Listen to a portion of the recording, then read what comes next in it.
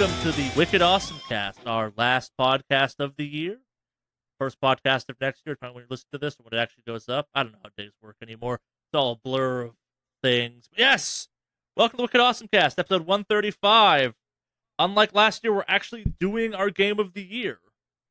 Because we were lazy last year. We weren't doing it. Yay! Yeah. We didn't do it last year, that's right. We didn't do it last year because schedules.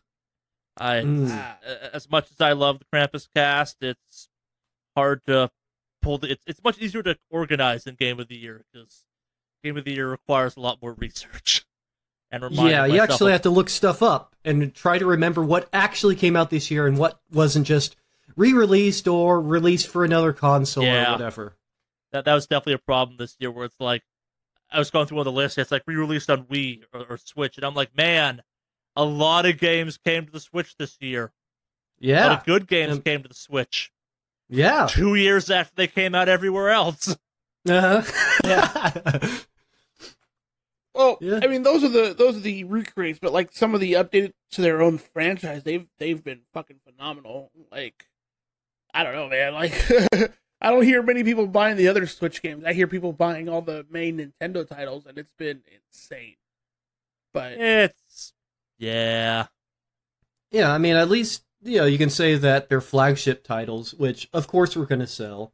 I mean, they are good. I mean, their flagship titles that they released were good. I will give them definitely that. Switch is a fun system. Can be. Unless the controller, but... It is very fitting that you have some of these, like, titles, like, I don't know, Dark Souls, whatever, coming out for the Switch a couple years after the game's been out. They're very much like Apple when they announce iPhones. Like, hey, now you've got wireless charging. Oh, we had that 3 years ago on Android phones, but okay, cool. Thanks for joining the party, guys. Yep. And it's fitting, considering the fan base will still buy it up. Oh, yeah, this has been the year, I think, where my mind, like, finally drifted into, like, stonedly Nintendo's just the Apple of the video game industry, but also the Apple is the Apple of the video game industry. I agree. Yeah, we're talking this about the podcast, like, I'm using my Switch more lately, but I'm, like, my opinion of that console has degraded even further, because the only reason I'm using it is I bought something to fucking fix their console. Yeah. Yeah. That's right. Yeah, I remember you were talking about that. It's great. It's with that thing attached to it, the Switch is a really fun system. I every once in a while I'll have some moment where I'm like, it can't be as bad as I thought it was. I took it out of the dock thing I now have for it, and I'm like, oh no, this is far worse than I remembered, actually. This is bad. I've grown soft with my weird thing that makes it feel like an Xbox 360 controller and or a real video game controller. Yeah, before we get to Game of the Year, have you two been up to anything? I'll just go now then. Right. I just discovered this crazy interviewer named like Nardwuar. Have you heard of him, Charlie? I think I have. So he's Henry. Have you heard of him? No, I have not. Huh. Okay, I figured Charlie maybe because he's so involved in music. Yeah. So Nardwuar is this crazy, like eccentric kind of dude, but he does interviews with like celebrities and bands and rappers and all that. But this dude fucking digs deep into their history, and cool. like it's really trippy because he'll be like, "Hey, by the way, what can you tell us about so and so?" He's like, "Wait a minute, that's my Spanish teacher from X amount of years ago." What? And they're like, it's really cool, but also really fucking creepy. Yeah, because everyone's always surprised, like, how the fuck did you know about this thing or this? There's a weird, like, antagonistic vibe to his interviews too. Like you see the like X versus Nardwuar thing. They actually kind of feel like a competition almost occasionally. Like this is surprise journalism taken to like the true definition of surprise, where it's like, surprise! I've done way too much research on your ass. Yeah, like, it's crazy. He's like, oh, hey, yeah, I heard you were inspired by this. And he brings them, like, an album or, like, a 45 from back then kind of thing. Like, it's pretty cool. Like, sometimes there's some pretty cool instances, but sometimes there's some shit where they're like, nope, you need to get the fuck out of here kind of thing. Yeah, they were not happy with it. Like, yeah, like, okay, the really cool one because I was watching a compilation album or a compilation of some of his interviews. I don't know how it showed up on my YouTube feed, but it did. Was one where he found a VHS copy of Snoop Dogg's first ever produced tape that was like a Smokefest to like 1996. And even Snoop Dogg didn't have a fucking copy. He's like, how the fuck did you find this kind of thing? And he like gave it to him. He's like, here you go. He's like, I've been looking for this forever kind of thing. And it's really cool. And then there's like another one where he was talking to, who was it? He was talking to Ludacris, and he mentions the name of a childhood best friend that he used to hang out with back in the day. And he was like, okay, you're a trip. That's crazy, blah, blah, blah, or whatever. And then just the most obscure one, I think, was a Waka Flocka Flame interview where there was this like band or whatever he listened to, and he got a crossword puzzle of the album cover for an album that like the guy like really resonated with. And it's like crazy to watch these interviews, but at the same time, man, that's fucking creepy. Like how good he is at finding this stuff. So I was just intrigued that I was curious to see if Charlie knew anything about this guy. Yeah, just because... I was into his bit for a little while. You listen to enough of them and they get a little creepy, at least in my case. I was one of these things where like there's definitely kind of a bit of a theme to all the interviews, and eventually you're like, man, I want this dude to start bringing out like one night stands or something like that and making it real weird in this interview because I'm now desensitized to this level of weirdness. I want like, remember when you fucked this chick 9 years ago in an alley and you're like, how? What? Yeah. Like, it's almost that level of creepy. It's weird. It's like, that's the natural next progression of it. It's like, it needs to go that one step further eventually. And maybe it has. I stopped listening to it a while ago, but like, it's right up to that like uncomfortable line. I needed to go beyond that uncomfortable line. So I feel like this is truly uncomfortable. How many episodes have you listened to so far? I haven't listened to a lot of episodes. I've kind of just been watching compilations. Okay, yeah, the compilations are very different than the interviews too. They're often edited down some. Like there are some fantastic like 5-minute awkward silences occasionally in the interviews. I imagine so. That's it's like I think it's him show that someone's talking about how like it's like suddenly realizing you have a stalker and you've walked into a room with them or something. Mm. Yeah, that's disconcerting. Yeah, that's a trip. Yeah. They're definitely worth checking out, but like be prepared to like have your skin crawl a little bit. Hmm. Yeah, no, it was definitely just trippy. Like, I was like, okay. So, I was impressed, though, by the, like, amount of crazy, like, research he does. Like, and crazy is the right word. Yeah.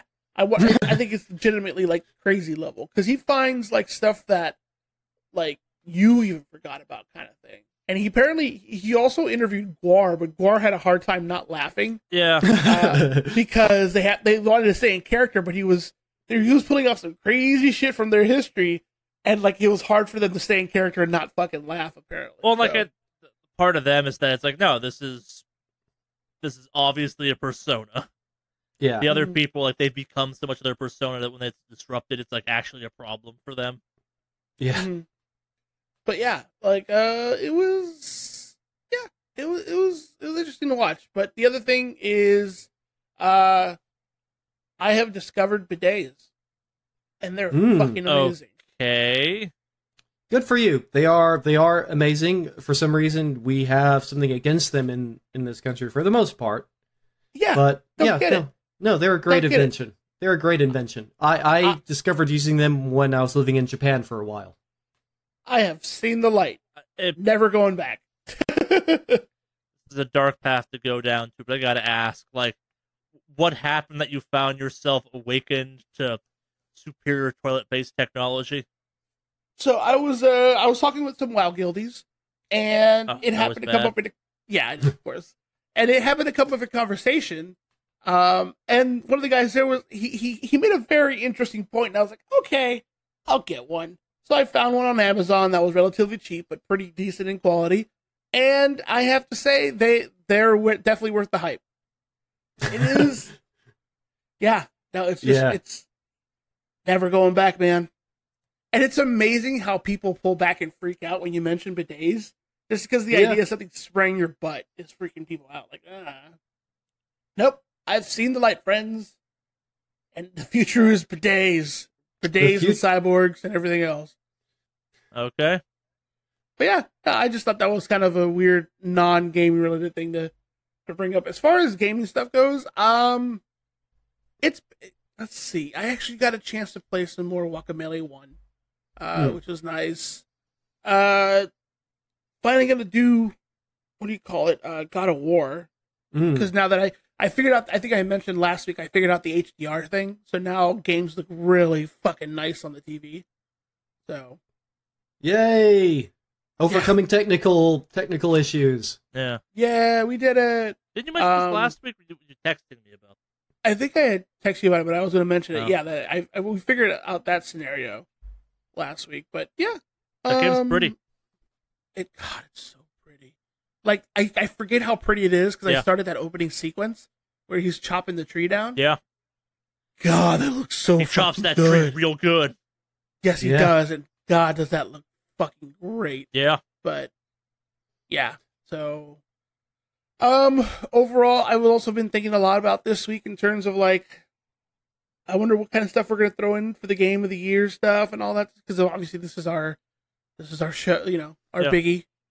But like, yeah, I want to see what you guys have added to the list this year because I'm genuinely intrigued. I think it's gotta be a chillish game of the year. Like, there's no real contention. Yeah. Mm-hmm. Yeah, I mean, yeah, I agree. Yeah, we'll see though. We'll see. Yeah, definitely intrigued. But yes, anyway, that's enough about B. Yeah, so the thing I mentioned last week at the end of the podcast was that maybe we'd be doing this week or not. Was so my dad's birthday just happened, and my family kind of surprised him by all of us kind of converging in one location for that. So I'm actually in New Hampshire right now, surrounded by snow, and me and my girlfriend, my dog, all made the trip, and been throwing my pug out in the snow, and she's been hating it. Is she giving you the full time like stink eye? Oh, look? She's giving me that hard scrump grump, just like I hate you, human. You'll never find your body in this snowy hellscape. Well, so the funniest part about it, she's too light to break the frost layer on top of it. So she's like slipping around, everyone I'm thundering through because I'm heavy enough to bust through the snow. And she's like, "How are you doing this? Fuck you, human. You will not laugh at my pain." Oh, man. Poor Scrub. Oh. She's been a trooper. She flew on a plane. She was the tallest pug in the world briefly. Huh. How did that work? Because don't they like make stinks about flying pugs around because of the nostril situation and all that? It's sedating pugs to fly them. We made the conscious choice to take a red eye, so Scrump just kind of slept the entire plane ride. Oh, okay. Yeah, that's smart. People fly pugs all the time. It's if you have a pug that is hyperactive like ours can be, you have a problem where the sedatives are kind of dangerous. Because they do inhibit breathing, and for those unclear what a pug is, they always sound like they're winded even when they're sleeping. Yeah. Yeah, my family used to have a pug too, so I'm pretty familiar with that. Yeah. Yeah, but so Christmas has happened since the last episode. Like last week was the Krampus cast after all, but so me and my girlfriend did the most Jewish thing possible, which was there is a artsy movie theater in LA that shows Fiddler on the Roof sing-along style on December 24th. Oh, that's so good. So we went to that. It was a time. She had never seen that movie before, and I said something dumb like, if we're going to see this movie, you're going to see it the correct way, which is surrounded by lots of Jewish people badly singing the lyrics. Mission accomplished. Oh, that's amazing. It's such a great play. I mean, it really is. Well, this is the movie version. Like, this is the full, the guy who played Doc Ock in that Spider-Man movies playing Tevye, I think. Yeah, Alfred Molina? I think so. I believe is his name. Yeah. Great actor. He was a fantastic actor. Yeah, I forgot that fucking movie is 3.5 hours long. Ooh. Wait, what? That movie 3.5 hours long? Yep. Oh, God. That movie's kind of like Get Fucked. That's almost as long as, like, the first Lord of the Rings movie director's edition that's uncut. Oh. And most of this movie is singing. Oh. Yeah, that's a lot to sit through. Oh, did they have a break, an intermission or anything? Oh, yeah, this is back from when they had, like, movies that had built-in intermissions. And before I go too far, I was wrong about the main actor. It's someone else. It wasn't Doc Ock, but I think my girlfriend was telling me that, and I believed her. But yeah, like the first half of the movie is 2 hours long, and then there's a, like, 20-minute intermission baked into the film. Okay. Huh. That makes a lot of sense for a long film like that. And then another hour and a half after that. But yeah.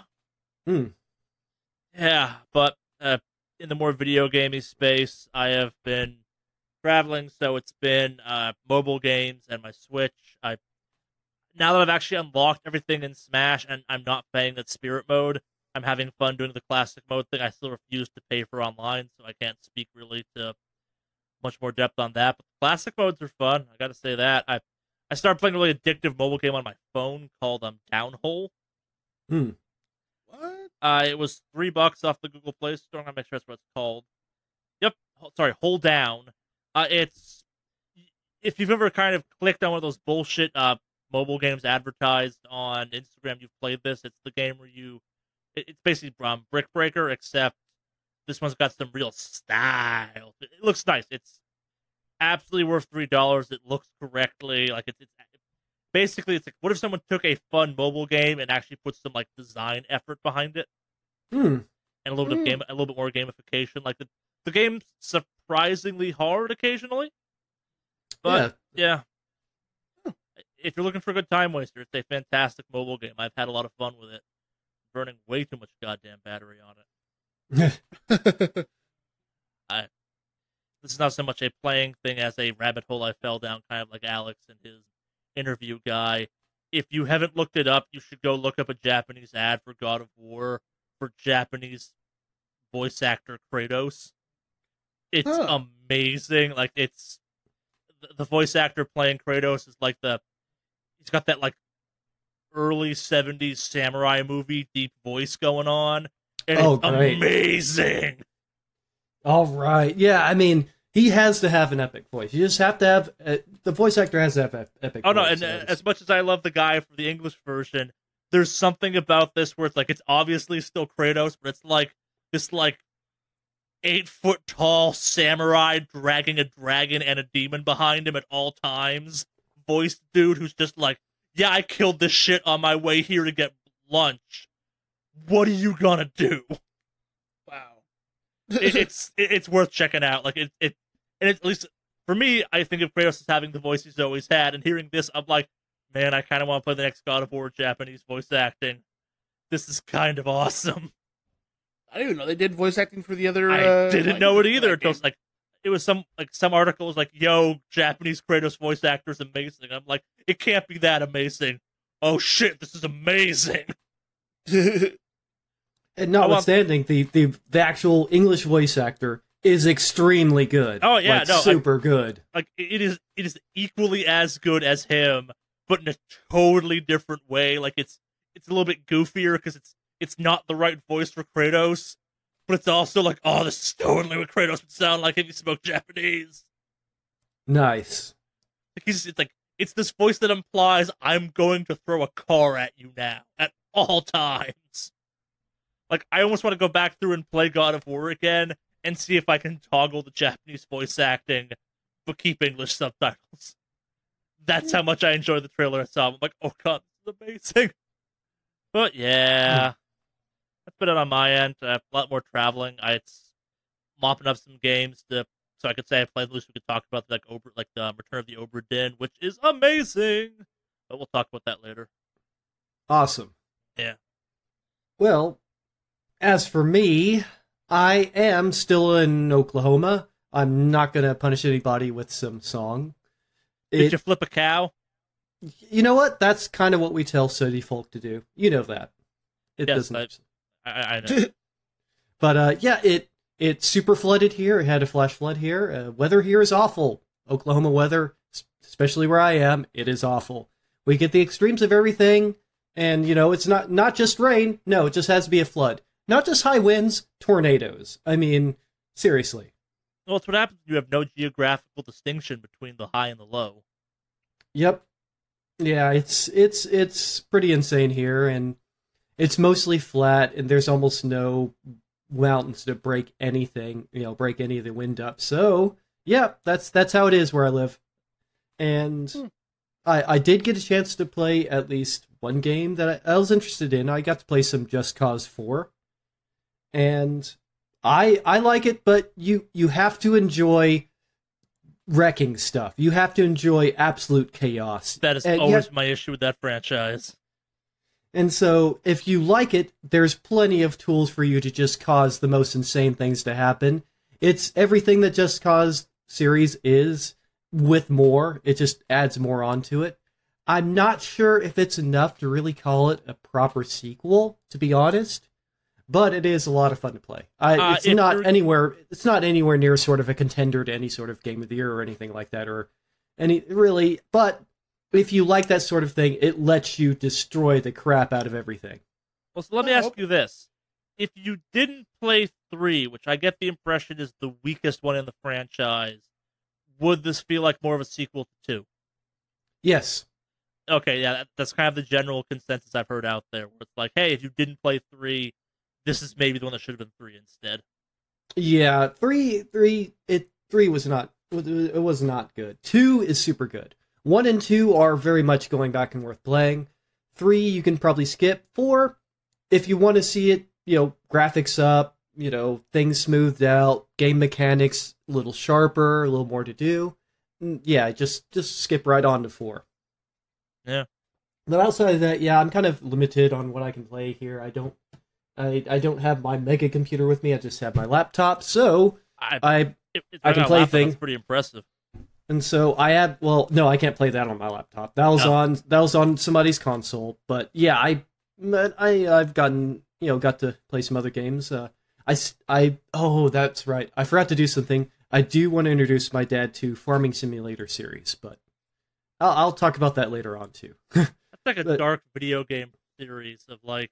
What happens when you introduce people that have mundane jobs to the video game based around their mundane job? Yeah. I feel like that's almost cruel in a weird way. Like, that's almost Stanley Parable level of weird and cruel.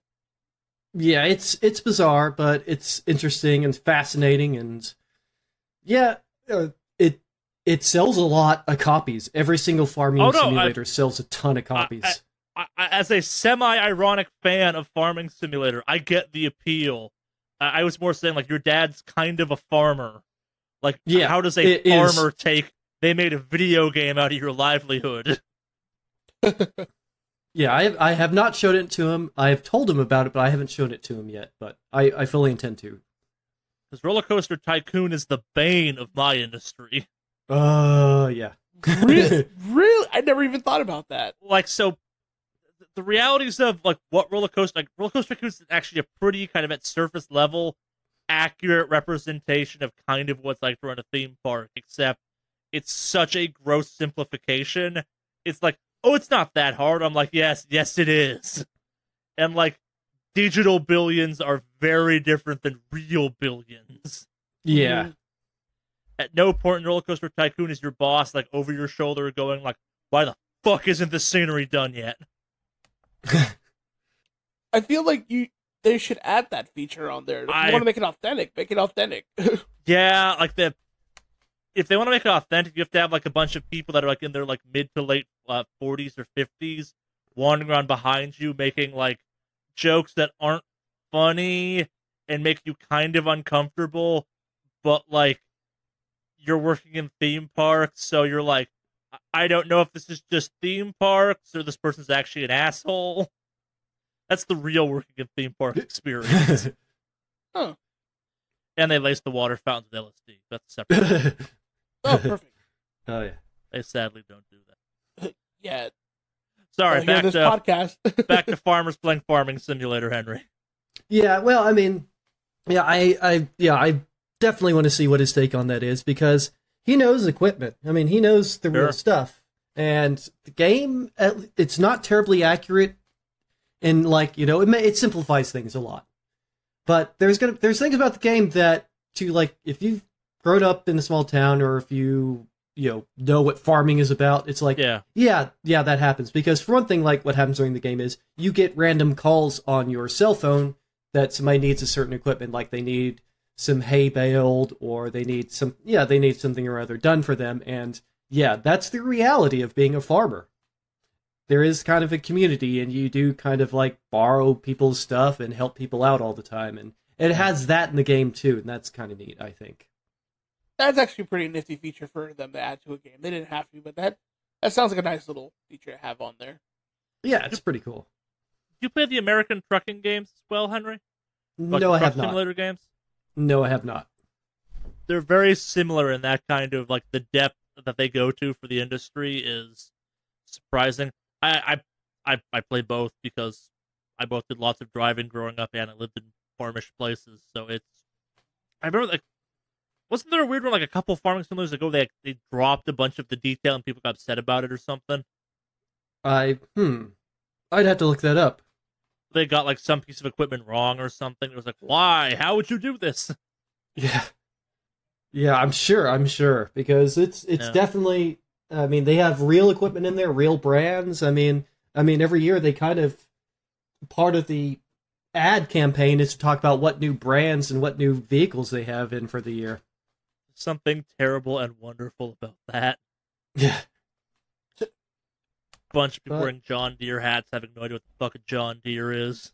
Oh, yeah. But yeah, that's all I've gotten up to. I've been trying to actually relax. This is my holiday off, so I am trying to actually chill. But today's some good discussions coming up. Yeah.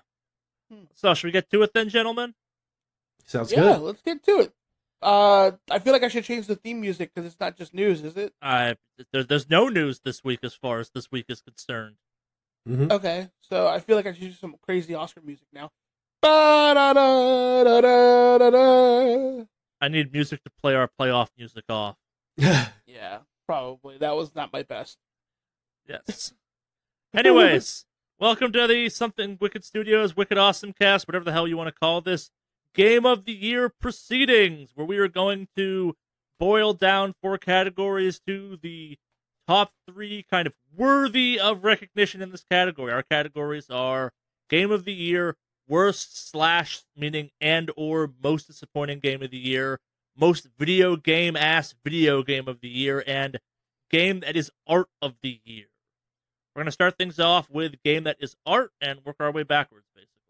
All right. Our nominees in the category are God of War, Frostpunk, Detroit Become Human, Nintendo Labo, Dead Cells, Return of the Obra Dinn, The Quiet Man, Heavy Burger, and Red Dead Redemption 2. I mean, it's a tough one, because I mean art is subjective, of course, but I mean, for me personally, I mean, if you don't mind me kind of jutting in and going first. No, go for it. That's how this works.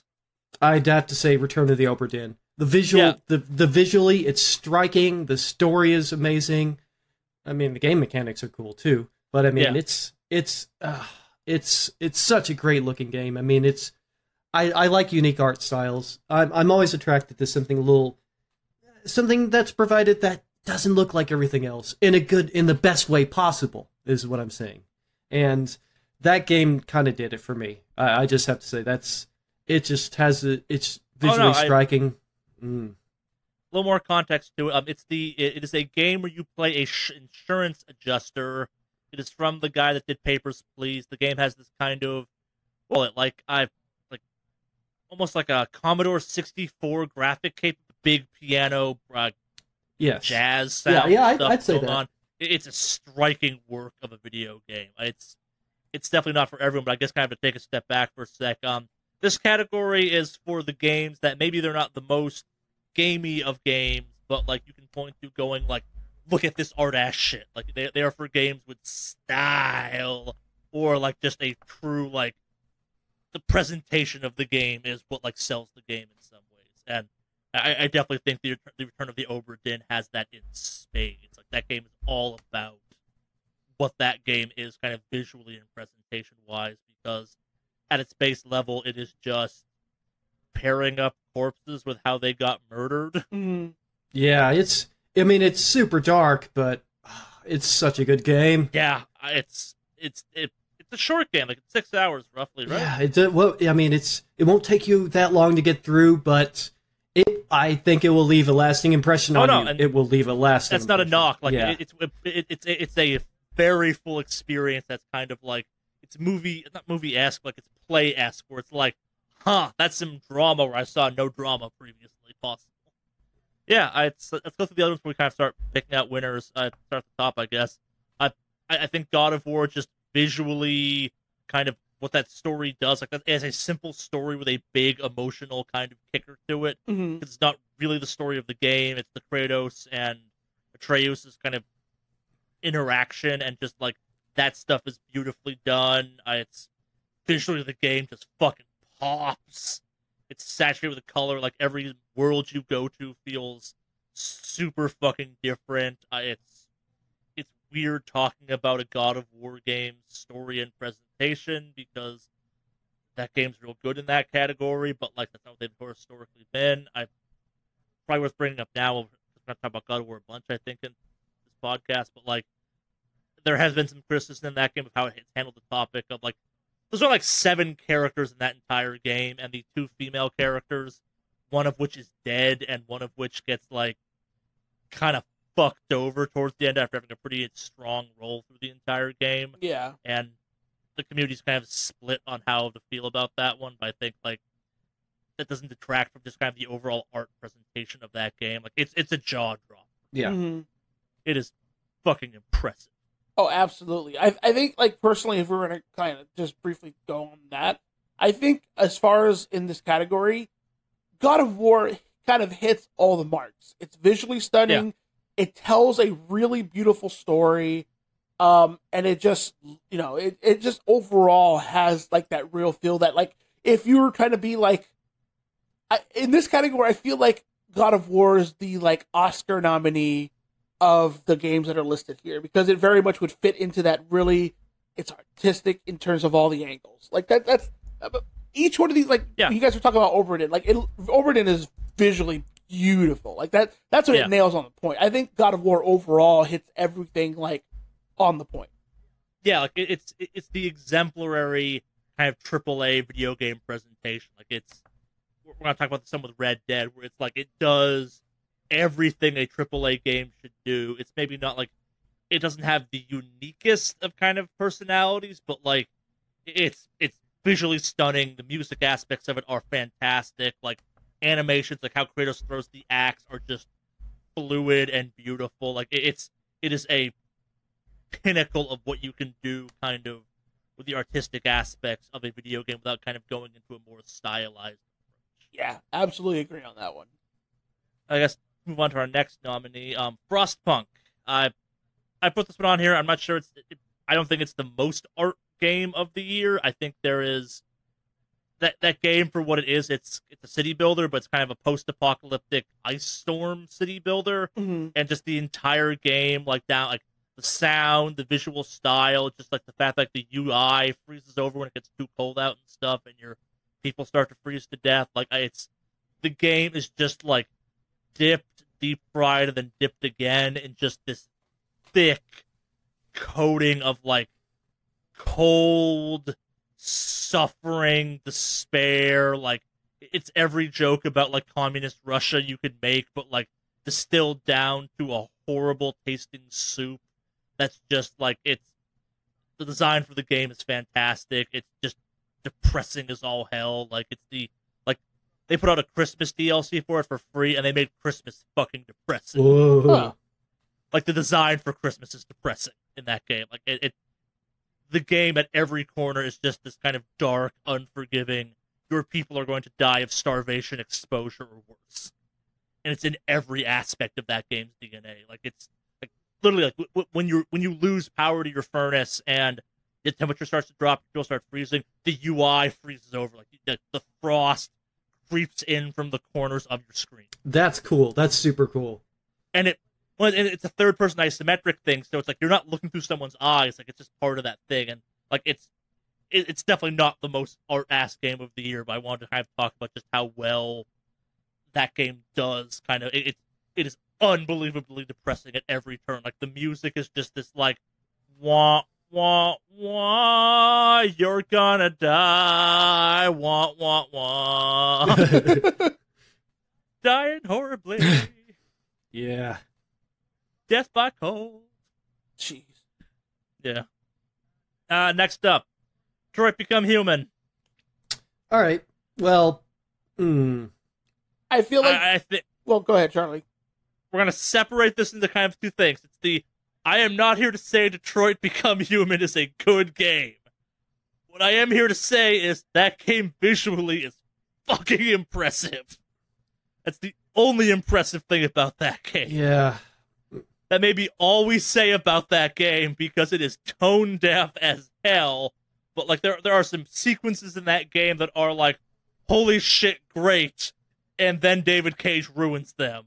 But like there's a scene where you're going through like a junkyard, pulling parts of other robots and putting them back into you because you've been discarded, and like it's a beautiful, terrifying, like dark, unbelievably done scene that then David Cage shits all over at the end by making your character put on a cool like Neo jacket. But like, yeah, it's visually that game's amazing. Yeah, we'll talk about other things about it later, but I guess I can give it that. I mean, I guess its visual direction could at times looked really, really good. Oh yeah, the mocap for that game is well done. The acting of the characters, especially Connor, I think is real done. That all being said, I am totally comfortable cutting that from the list right now if we want to. I feel like that game is like if the Coen brothers had access to a game studio and would just disagree. Just something really fucking kooky. Like it's good because it's kooky, but I think that's pretty much it. Yeah, I think compared to some of the ones we've already even talked about, it's not as strong in every category. It's visually and acted great, but I'm not sure it goes the distance in other ways. Yeah. All right, let's cross that one off. Nintendo Labo. AKA Nintendo laughing all the way to the bank. I also think this one doesn't hang, but I kind of want to draw attention to the fact that like the cardboard building aspects of this, and like this is me kind of taking some interpretation on the kind of concept of art. Like the fact that a game managed to get me like into and building a bunch of papercraft shit, I thought was pretty impressive. I just wish the game around it was better. But at the same time, like the digital guide that game is to getting your Labo set up is really well done. It's very visually nice. It's clean.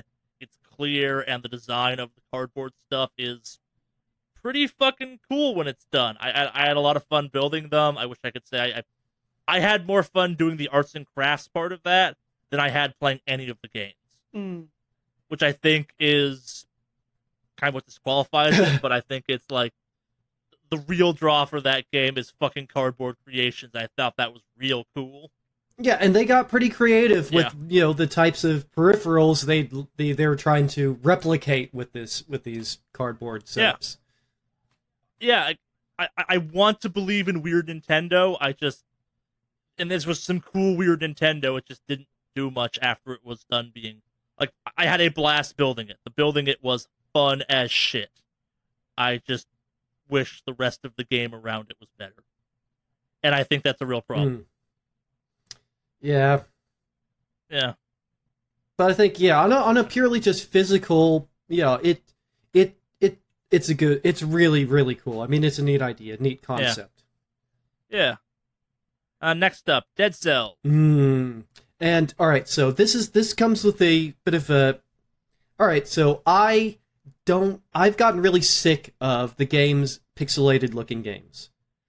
Me too. Like really sick of it. And I'm just telling you this is just before I talk about it because I like this game. I like the art direction of it. Oh, and that's And I'm saying that because it's hard to get me to say that about a 8-bit or 16-bit style game. It's hard to get me to say that. No, the game looks good. It's art direction's fantastic. Yeah, the sound design for it's great too. As someone who actively does not like the kind of bit graphic style that's come back in the last couple of years, even I'm like, this game's a cool looking game. It's got style. Yeah, absolutely. Like I don't like the music for the game, but I do like the music for the game. Leave that one on. Next one's on here is a bit of a joke. The Quiet Man. I put this in every category. I noticed that, yeah. The Quiet Man's a bad game that tries to do something real bold, and it's got FMV in it. The FMV is FMV, and I love FMV. And it takes a real risk with that whole we're doing, like, the first playthrough with no sound and stuff, really. Which is, if the game around it didn't suck, there could be a real conversation about that, but like the sound, the bold artistic choices do nothing but make this game more infuriating, which I find fascinating. But like, this is on here as a joke. I think any game that's that's art stylings aggravate the group it's paying homage to, which is the deaf community. It doesn't deserve to win this, obviously. Wow. Yeah. I don't think this next one hangs out long term as well, but I want to bring attention to it. I didn't know about this, so I learned about it. Heavy Burger. Heavy Burger is the Nidhogg sequel to Burger Time You Never Knew You Wanted. Huh. Awesome. Yeah, it's Nidhogg.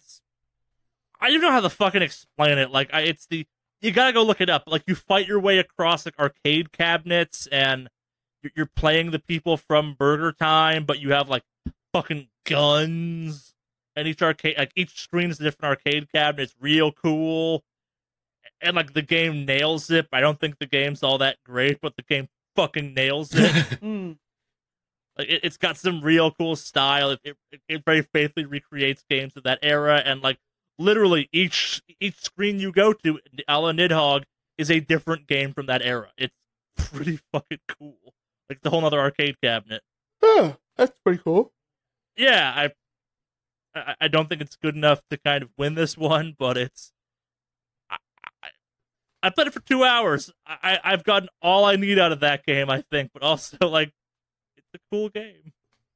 If we do Extra Life this year, we're gonna play it for at least an hour on that, because it's a cool game. Oh, is it multiplayer? Yeah. Is it couch co-op? Yeah, it's like Nidhogg. It literally is like Nidhogg. Oh, nice. Oh, wonderful. Like, it's got the mechanics of Nidhogg. Fantastic.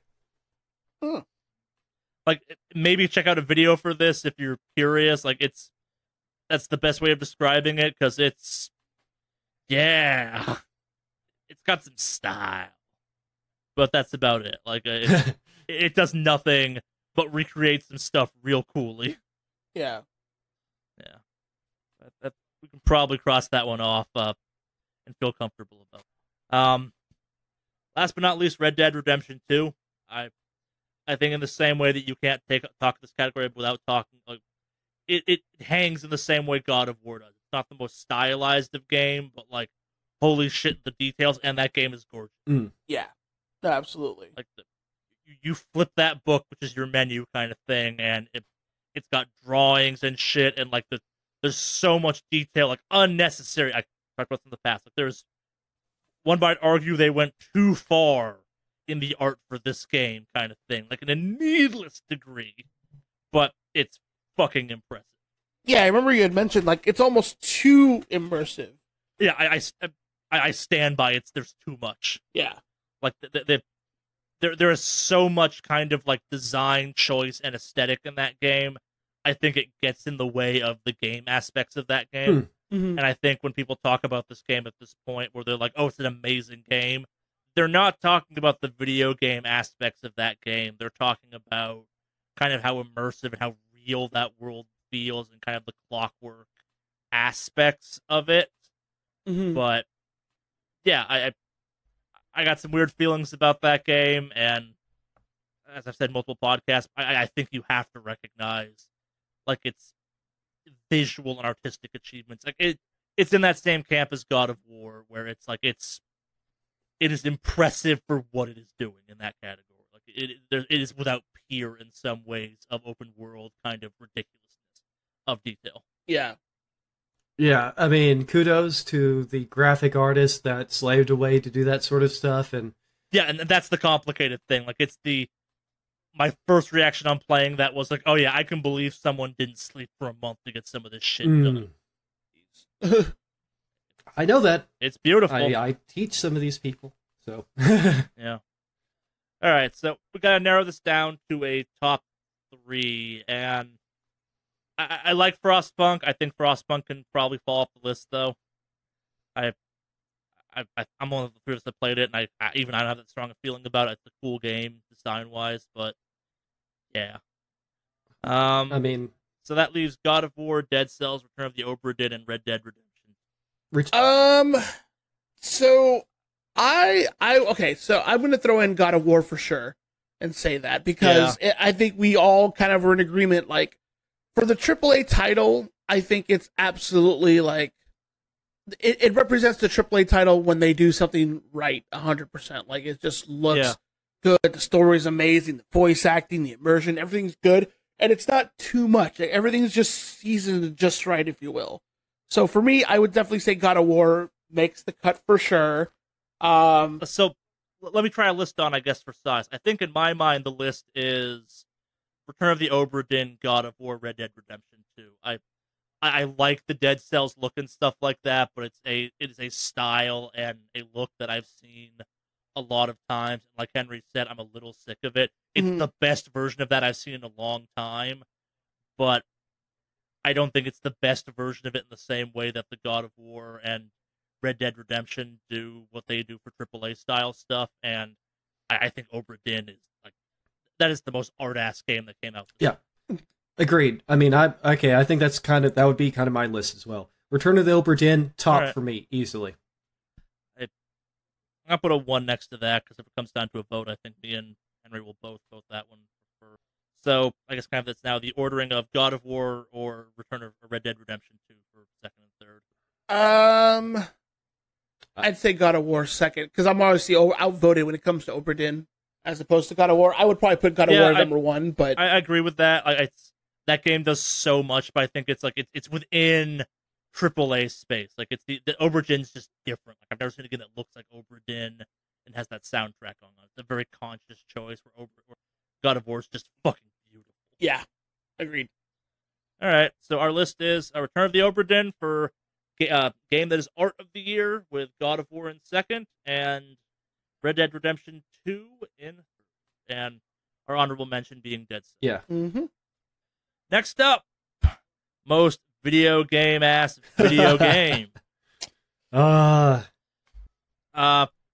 This category exists for video games that are video game video games name implies. I start off as a phrase, I don't know where I learned it, but like these are games that are undeniably video games. Like they may not be the best games, they might be those stylish games. You look at them and go, fucking yeah, that's a video game.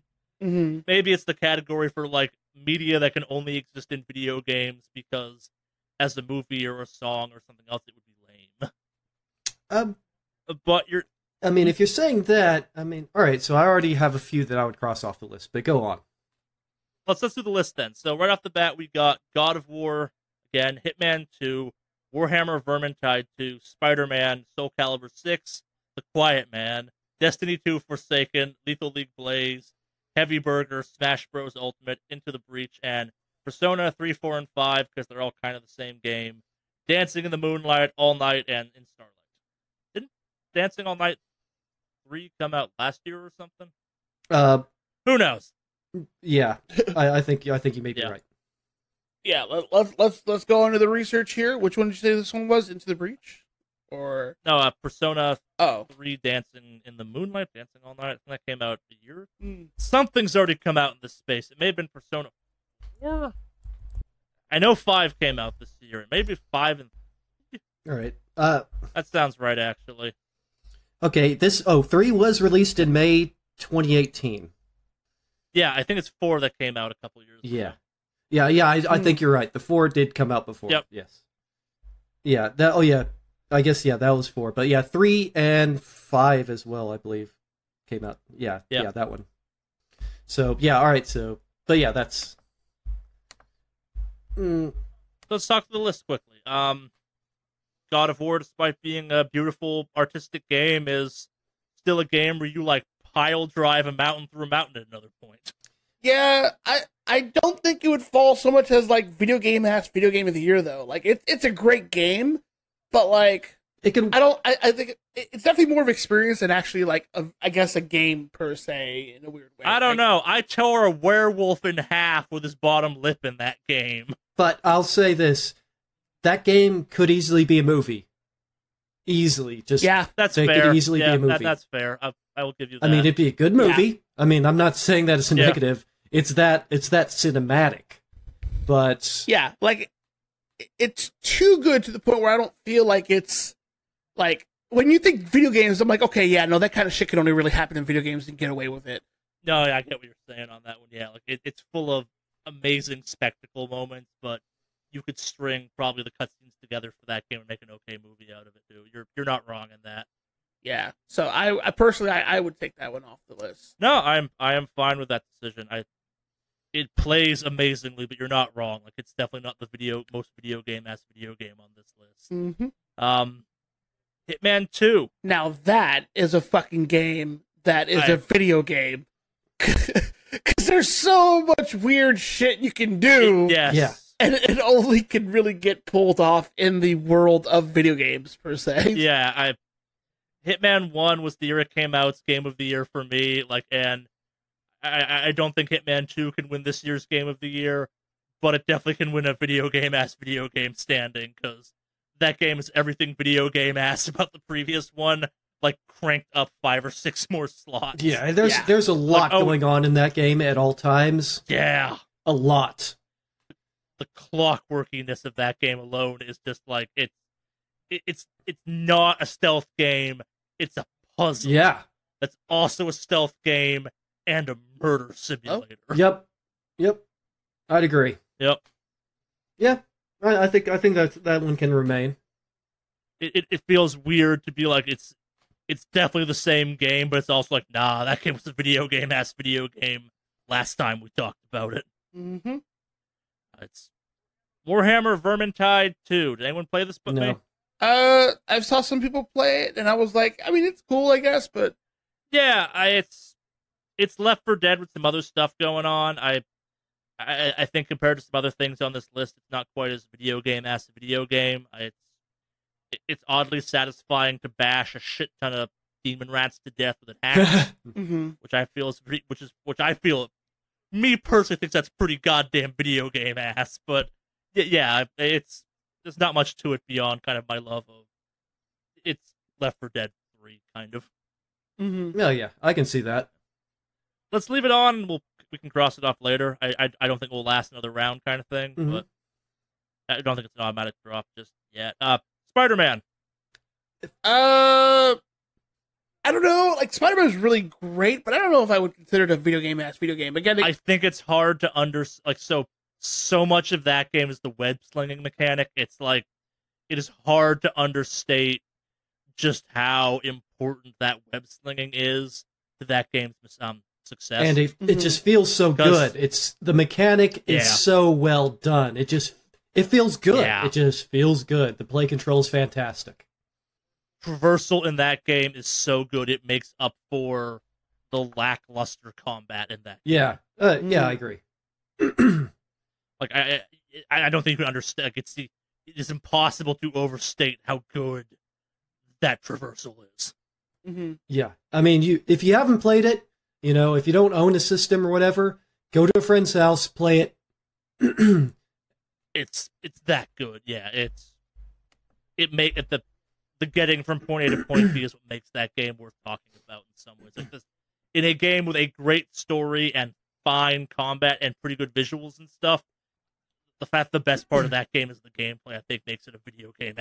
Yeah. Mm-hmm. Okay. Yeah.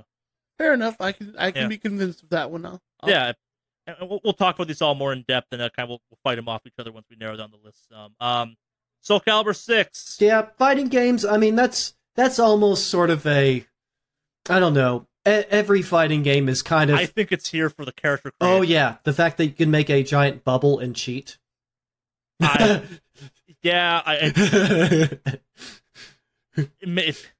it disqualifies it, but like I think on the character creator alone for that game, like you can do some video game ass shit. Like the fact like a week after that game up, me and Alex were passing back videos where it's like, yo, it's a Magikarp Voldo.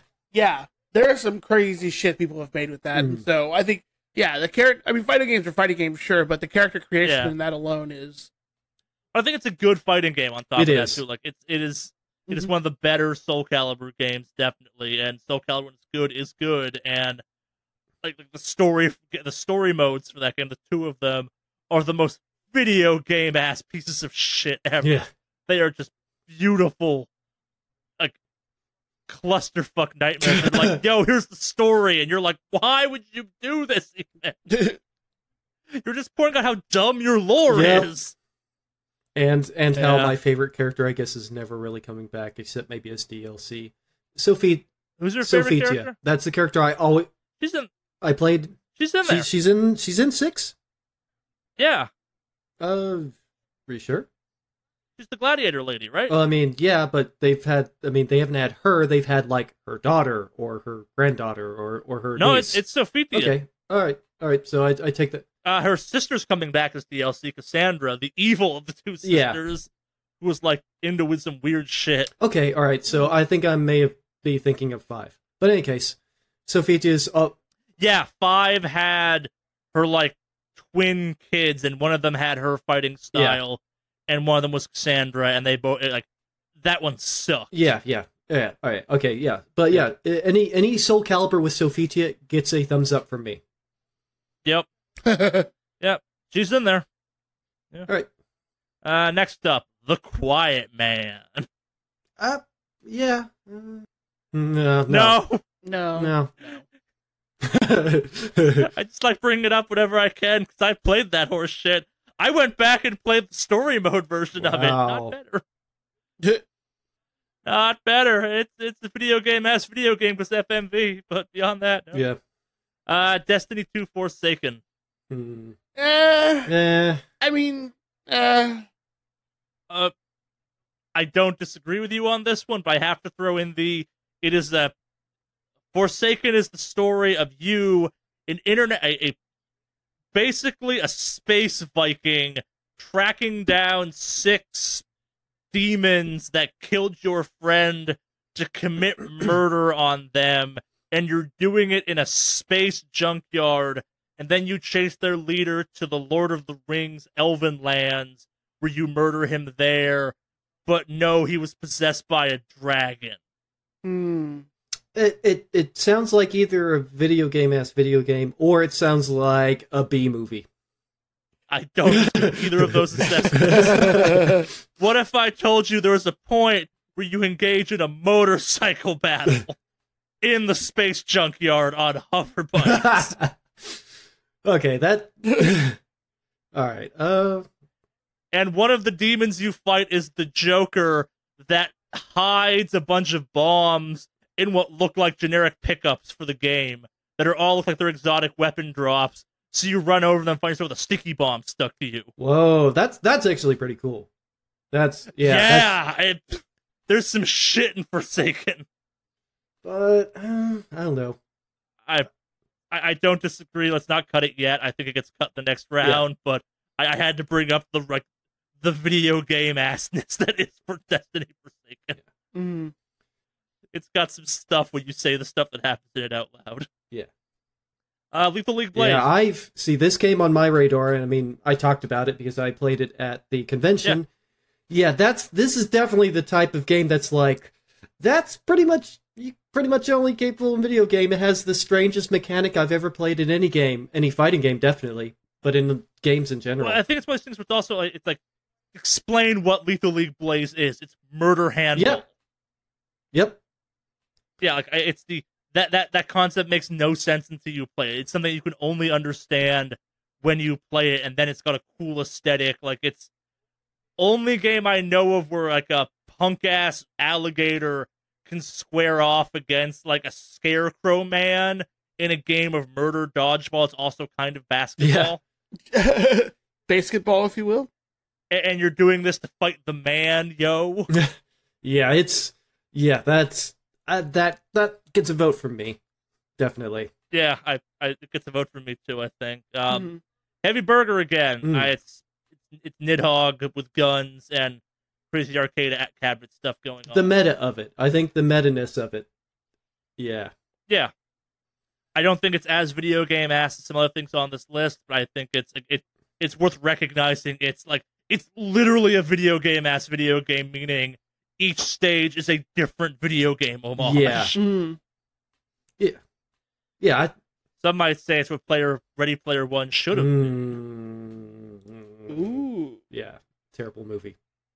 Fight me. Yeah. No fight here. No one here's gonna fight you on that one. Probably not.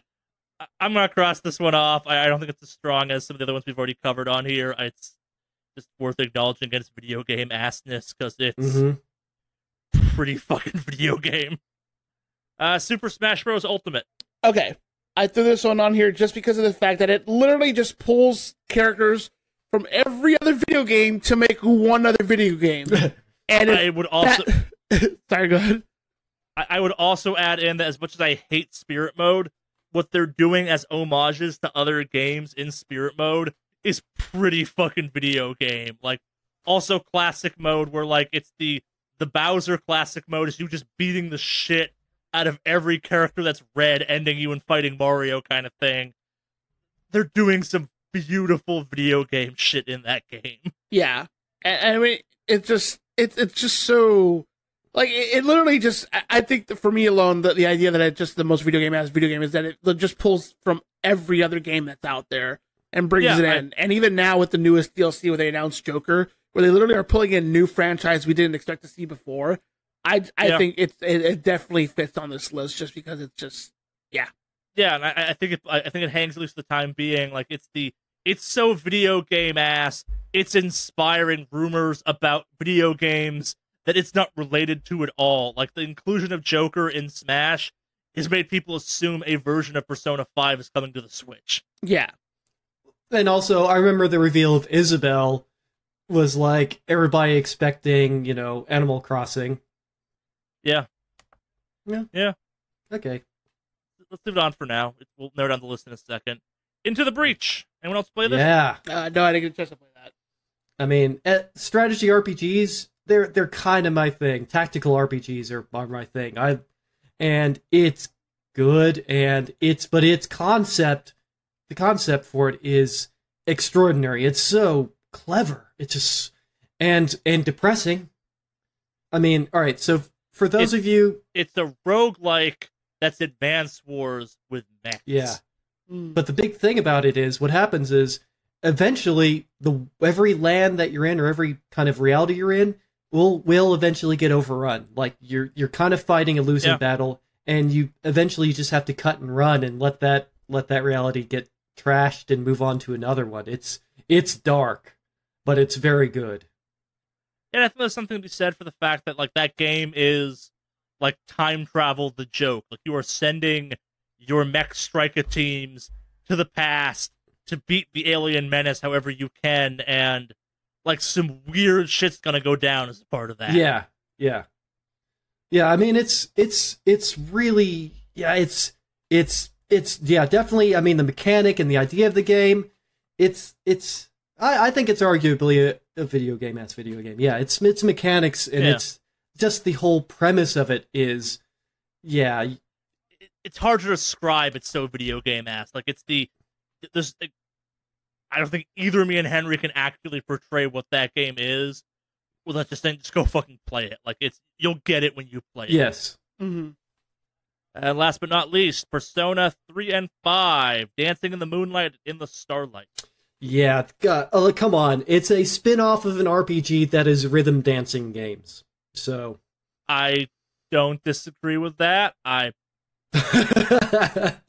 think it's amazing. I mean, if you haven't played it, I think it's worth a play just for the whole... As a Persona fan, I have played them. As a Persona fan who does not like rhythm games, I'm not sure I've enjoyed playing them. But they are fun. I'm going to be a little controversial and say I'm not sure they go far enough. Wow. Yeah. But yeah, that's something, yeah, this is definitely, for me, that's almost the definition of video game as video game. If it came with a dance mat, I'd be like, yeah, fucking yes, this is the most video game as video game. Ooh. But it's just a controller-based rhythm game, which, again, like, it's really weird seeing Persona games recontextualized as essentially Step It Up, or, like, yeah, that's the dance movie, right? Yeah, I think Yeah, if there wasn't already one of these, and if it were, like, this wasn't two of them in the same year, I'd be with you on this one. But, like, it's also not the best rhythm game I've played either. No. But it's more that this is something that you would only find in video games. This doesn't work anywhere else. Yeah, and it did, the Persona 5 one did bring us sexy gender reverse Commandant Joker, so that's pretty fucking video game. Don't know why that's in there. It's like, okay, yeah, maybe this will be in the expansion version. Why not? Why not? Okay, so let's recap the list quickly. It's Hitman 2, Warhammer Vermintide 2, Spider-Man, Soul Calibur 6, Destiny 2 Forsaken, Lethal League Blaze, Smash Bros. Ultimate Into the Breach, and Persona 3 and 4 dance games. 3 and 5 dance games because their titles are long. I think it's safe to drop Vermintide at this point. I agree. Yeah. As video game ass as that character creator is, I think Soul Calibur 6 doesn't quite hang out with some of the other ones on here. Yeah, not at the level that another entry on here definitely would, so I would definitely cut them out. As bizarre as Destiny 2 Forsaken is, I think we can drop that. As someone who should be, like, fighting for this game, even I'm like, whatever. that is kind of telling, I think. So that leaves us with Lethal League Blaze, Smash Ultimate Into the Breach, Persona 3 and 5 Dancing, Hitman 2, and Spider-Man. I don't think we can do this list without Into the Breach. Yeah. I'm not sure that's the first one, but, like, the fact that we can't explain that game effectively without being like, just go fucking play it, I think means it's a pretty video game-ass video I agree. game. I can give you that, yeah. Yeah.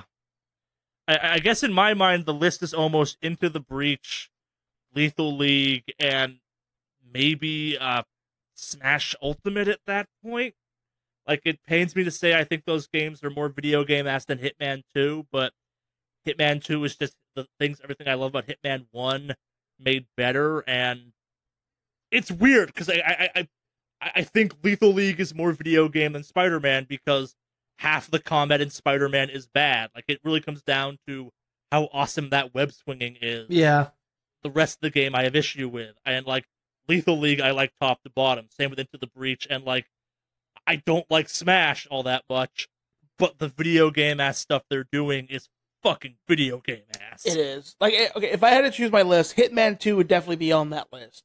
I would say Hitman 2, Smash Brothers, and Into the Breach. Lethal League is cool and all, don't get me wrong, but I think all these other ones just bring so much more. Spider-Man, yeah, I mean, the web swinging and all that stuff is really, really good, but again, like, this is one of those things that's, like, kind of already a movie as well, so... Yeah. Not too hooked on it. Don't get me wrong, it doesn't take away from the fact that it does good things, it's just, I don't think it falls into, like, completely video game-ass video game. No, it's actually kind of, to your point, the thing everyone says about Spider-Man is, yo, they got that Spider-Man 2, which is a movie video game, web swinging in this game. Yeah. Yeah, I agree. Yeah. Okay. Let's cross that one off. I'm sorry, Henry, I don't think you'll be able to get me and Alex on your side for the Persona dancing games. You're not wrong. They are exceedingly video game-ass video games. But I'm not sure they go far enough. It's a dancing side story to an RPG. So, but yes, but they're up against a game where I can murder someone dressed as a vampire with a fish, a game where I murder people playing dodgeball, a game where I can have Solid Snake fight a Pokemon, or a game where I'm sending Mecha back through time to save a city in a turn-based strategy game that involves, like, gut checks. Yeah. Okay. I all right. And yeah, since the first one kind of came out a few years ago, I can give you that. Don't get me wrong. Like, if they made like a Dancing with the Stars version of Persona games, I'd be like, I hate this, but I'm gonna fucking watch this shit. Yeah. All right. Okay. I'll let you cross that one off. Yeah. It's definitely a video game ass. Something. It's like this is a year of exceedingly video game ass video games. Mm-hmm. So I guess at this point here, we've got 4 left. We've got Hitman, we've got Lethal League Blaze, Smash Brothers Ultimate, and Into the Breach. In my mind, it's almost Lethal League versus Hitman for the number 3 slot. They're both kind of sequels. Yeah. Like but Smash... Well, I mean, technically Smash Brothers is also a sequel. Yes. Yeah, but like what Smash is doing is so different than the other Smash games. Like it pains me to say it, the level of homage in that game is it's its own kind of weird little museum, which is really cool and is really unique to a video game. Like it's what makes that game in some ways for someone who does not care about competitive Smash. Like the level of love given to other games in that game. Mm-hmm. And I can fight a Pokemon playing. Yeah. Yeah, basically, you can recreate the fan fiction of, like, having all your childhood video game heroes fight each other. Yeah, you can settle it, for lack of a better phrase. Pretty much, yeah. Okay, so I think in my mind, it's Into the Breach, Lethal League Blaze, Smash Brothers Ultimate for the list. I agree. You know what? I'll have to be the odd one out here and say I'd prefer Hitman over Lethal League, but... Okay. Like, the other two I'm good with, but I would prefer Hitman 2 over Lethal League. And I love Lethal League. Like, I have the first one. It's a great fucking game. But I feel like Hitman 2 really encompasses that, like, yeah, no, that's the kind of shit you don't even really see in a video game.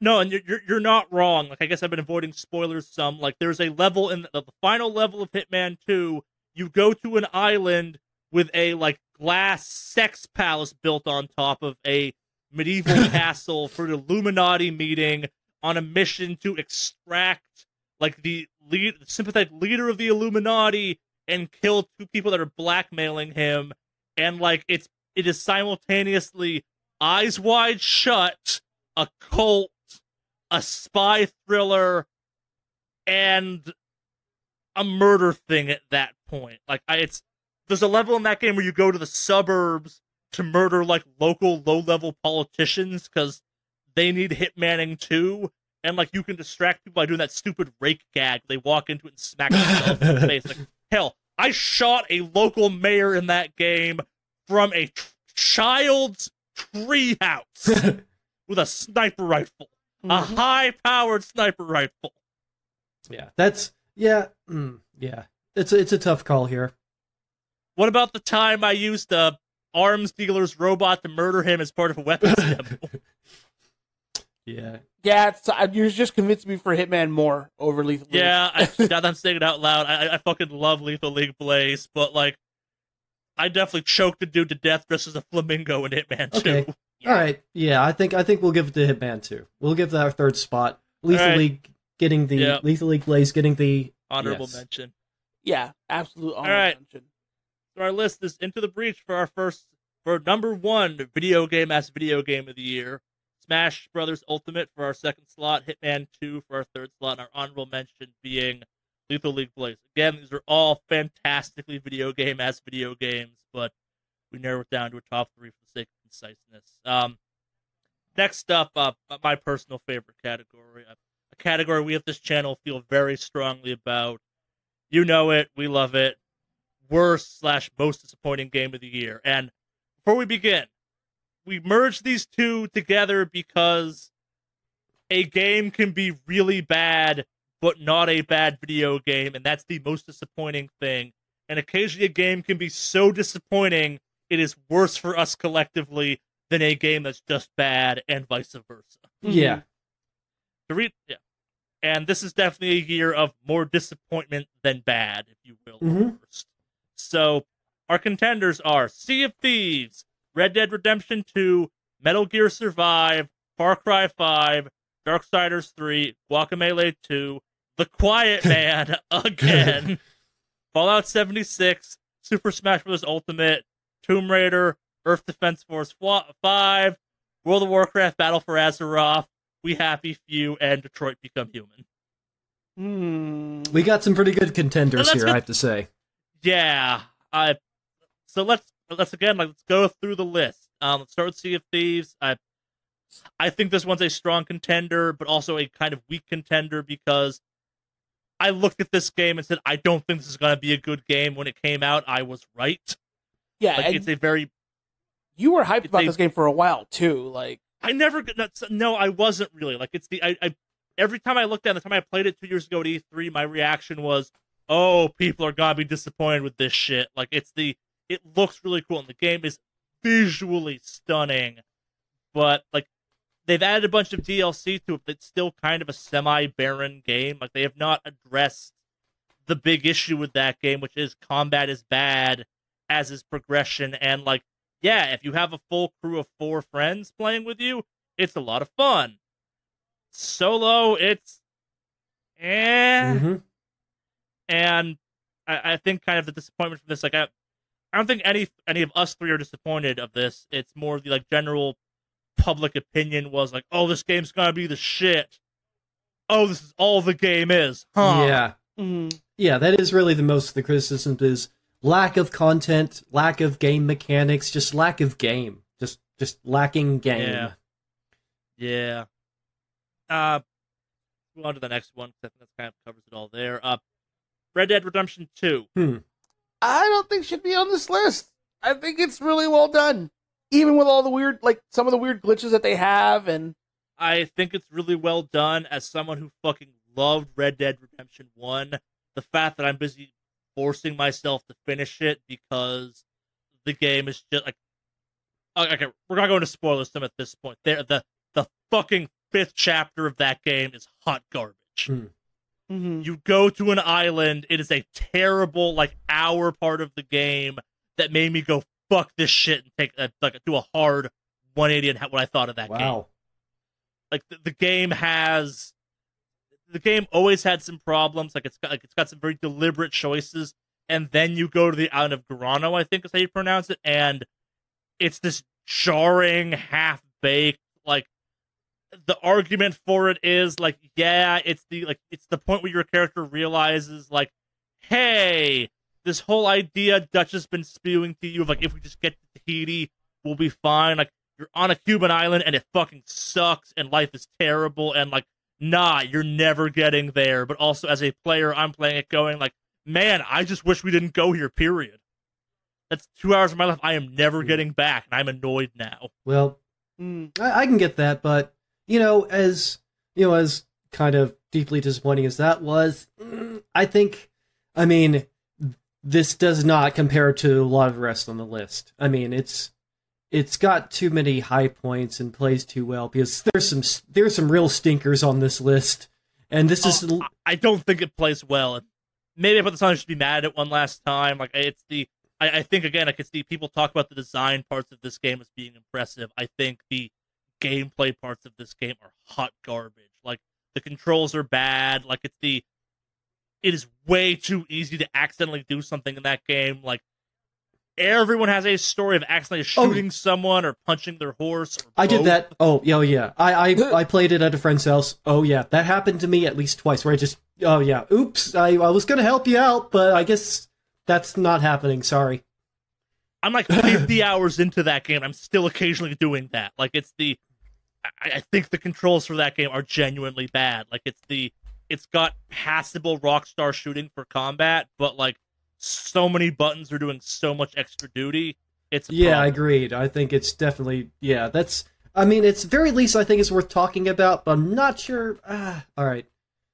No, I will agree with you on that one. I think there's other stuff on this list that is worse. I just wanted to kind of gripe about it one last time. No, I think it's worth definitely worth, talking about, what's, discussing what may be questionable or objectively bad about the game. Yeah. So, yeah, I am gonna cross that one off, though. I do think you're right. There are things that are worse on this list and more disappointing. Like our next one, Metal Gear Survive. Oh my gosh. I'm going to say right off the bat, I think Metal Gear Survive does not make it to the top 3 just because, again, like, I looked at this game and I'm like, that game's going to be bad. And it was. Still, but I never talked about it on the podcast, I don't think. It was like, oh yeah, this is... I have nothing to say the internet's not already saying about this game. It's hot garbage. Yeah. Yeah. I think it should be somewhere in the top 3. We'll get into it, but I think it's just because it comes from a dynasty of games, if you will, and this is. But just it really doesn't. Like Kojima's not on it. Like it's an obvious cash grab. Like it's the maybe it could be cool, but like I think there's a certain aspect of like it's a bad game. Don't get me wrong. It's not as bad as say The Quiet Man, which is the only no one was disappointed by this game because Kojima's gone. The trailers for you going, that looks terrible. Konami has given away all semblance of being a decent video game studio. Yeah. Yeah, like, if this was like from the mind of Kojima, Metal Gear Survive, and then we got this game, that would be a contender. But no, it's like from a company that now makes pachinko machines. Yeah. That's okay. I mean, I'm referencing the fact that it comes from the Metal Gear franchise, but I know for sure that it's not a Kojima special. He's too busy mind-fucking people with trailers for the next couple years. So. Yeah, and yes. This was all done after he got ousted and stuff. Like, it's Mm-hmm. I'm going to cross that one off, though, because it's bad. It's not bad enough to rival some of this other shit. Far Cry 5! I did not play that game. You'll have to tell me about it. I didn't hear too many bad things about it, personally. Far Cry 5 is the Far Cry game that made me stop playing Far Cry games. It is the Far Cry game that is... until someone like tells me, yo, they're good again, and it's not like just another Far Cry game, I will not play another Far Cry game, I don't think. That game is offensively bland, and it shouldn't be. And it is... Given what that game is doing, it is offensively cowardly. Like it sounds like they had such a good setup for it. I mean, I definitely see that. It had a great setup. I mean, you saw the promos, the commercials, and the plot setup, the setting. It seemed like it had so much promise, and I've heard middling reviews of it. That's what you're getting at. Like you are setting a video game set in Montana by a kind of crazy militia cult thing in fucking 2018 in the U.S. kind of thing. Yeah. Maybe that statement doesn't matter to our international listeners, but like as someone who lives in the U.S. and has family in Montana, the idea of like a game that like might go there, given our bizarre socioeconomic times, and just like gets out there and says, no, we're not commenting on anything, and then makes a game that successfully comments on nothing and is full of all the like weird, like over-the-top Far Cry bullshit that maybe dislike 4 and like was acceptable but only barely in 3, but it's also like it does very little with its setting of Montana, and then you've got this cult that's just kind of unmemorable, and you're like, okay, yeah, whatever. And they're unambiguously evil, so you're not questioning some shit, but also, like, they're trying to play it off as, like, oh, maybe we're not the bad guys. Like, yes, you're the bad guys. You're obviously the bad guys. But what if we were? Yeah, that's not nuance, yeah. Yeah, like, it's just another Far Cry game. Like, they've been remaking Far Cry 3 since Far Cry 3 came out, and, like, they kept, like, Far Cry 4 was like Far Cry 3.5. It was cool. They had some stuff. This is Far Cry 3.5 again, set in Montana, but with like the Far Cry survival map kind of, and less crafting. And there's some cool stuff in Far Cry 5, but like it's overshadowed by just like, Like Like, it's a game where you can have a sidekick that's a bear named Cheeseburger. That should be cool. That should be cool. That should be cool as shit, yeah. But it's not. It's just like another lame, like, in the game is like weirdly raw America and like that uncomfortable, like, 80s, 90s thing where it's like, it's fucking Evel Knievel. And I'm like, okay, forget it's not saying anything. You're doing a real shitty job at not saying something. Yep. But you're saying it badly, which makes it worse. And you're being like, oh, maybe we are saying something. Yeah, Okay. I say we leave it on there. I don't think it's as strong as other games on this list. I think it's, as someone who really used to love the Far Cry franchise, that one, like, hurt me in the way that Battle for Azeroth hurt Apple this year. Where just me sitting there being like, what the fuck am I doing? Like, I got things I could be doing, like anything else. Fuck. All right. Next up, Darksiders 3. Literally, since I put this on the list, they've released, quote, Darksiders Classic Control Mode, which I think will fix my issues with that game, so fuck it. Yeah, I mean, it's less good than 1 and 2, but 1 and 2 are so good, it's kind of not fair to compare it to those two, because it's still a good, I think it's still a good game. No. And with the better controls. Yep. You're absolutely right. My disappointment is it's not like it's recapping too much of Darksiders 1 and 2. It's not new Darksiders enough. Where I'm like, no, that's not a fair thing. It's just what I wanted. Guacamelee 2. I had not played the second one. I played the first one. Yeah, the first one's super good, but go ahead. Yeah. I think Guacamelee 2 controls worse than Guacamelee 1. Like I like Guacamelee 1 a lot. I found Guacamelee 2 kind of sluggish, and I don't know. Like it's a fine game. As someone who was like, super hyped for it when it came out, and it was like Okay. So I guess my question for here would be, if the controllers were slightly adjusted, would the game be a lot better? Or is there no salvaging the game at all? Oh no, you could totally fix this. That's disappointment, I guess. Like it's I think it's a worse game than its predecessor, which is the disappointment, but it's still not a bad game. Okay, that's yeah. I would probably take it off the list then if it's just that. Yeah, if it's a minor complaint there. Like I could see it potentially compared to 1, but yeah. Oh no! Again, like some of the stuff on this list is here, so we can complain about it again. Yeah. Like The Quiet Man. Yeah. So this is the rare mix of this game is so bad. When I heard about how bad it was, I had to play it. So it very well might be the worst game. It is the worst game I played this year. But I went in knowing it was the worst game I was going to play, and still was surprised by how bad it was. Mm-hmm. Yeah, but I think that one might need to stay on the list here. Yeah, that game is both the worst game, I think, of 2018 from it's actually still a video game, but, like, man, does it suck. But it's so bad, you're like, oh, it can't possibly be that bad. Then you play it, and you're like, wow, no, yeah, it is. This is a bad game.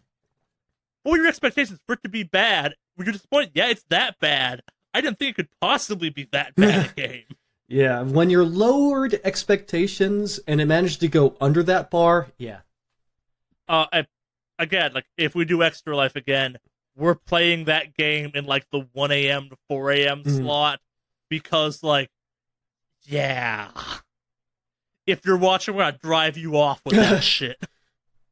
Next up, Fallout 76. Yeah, we've been dunking on this pretty hard, and it deserves to be dunked on. Yep. It's an easy one for this list. Yeah, that easily stays on the list for review. It's just a shit I'm not game. gonna lie. I have a hard time envisioning a year of 2018 without The Quiet Man and Fallout 76 on that list. I don't think Fallout 76 is even the worst game on this list in some ways. I think there is no game more disappointing. Yeah, I mean, especially since the rest of the Fallout series is pretty... I mean, alright, so Fallout 4 was disappointing for me. We can fight about that, yeah. It's varying degrees of disappointment depending on who you are. But, 76 deserves to be dunked on hard. It's bad in every way. Yeah, and I think it hangs the hardest on this list in some ways because, like, the number of people I know that, like, refuse to see reason on that game, or were like, no, it can't be bad, it's from Bethesda, and then it came out, and they were like, no, obviously something's wrong, they'll fix it, and we're, what, like 2 months into that game now, and still it's like, yeah, this game's bad.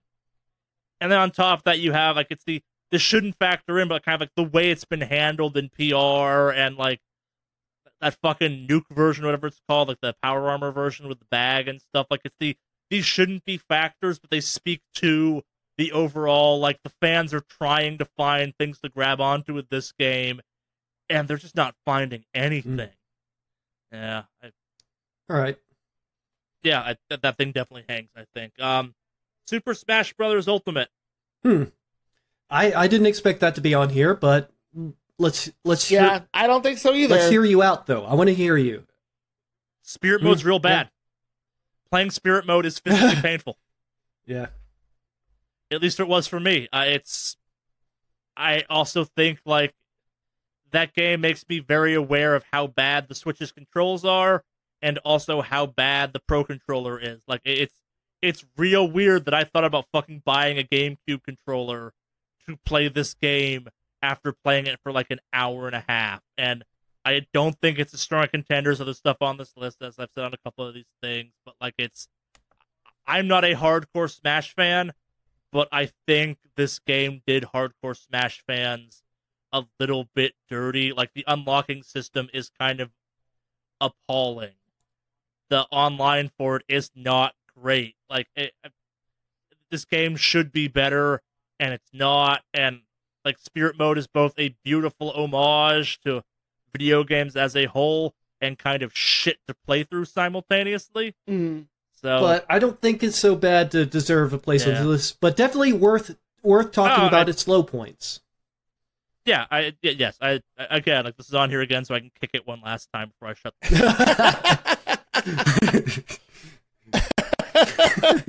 Yeah.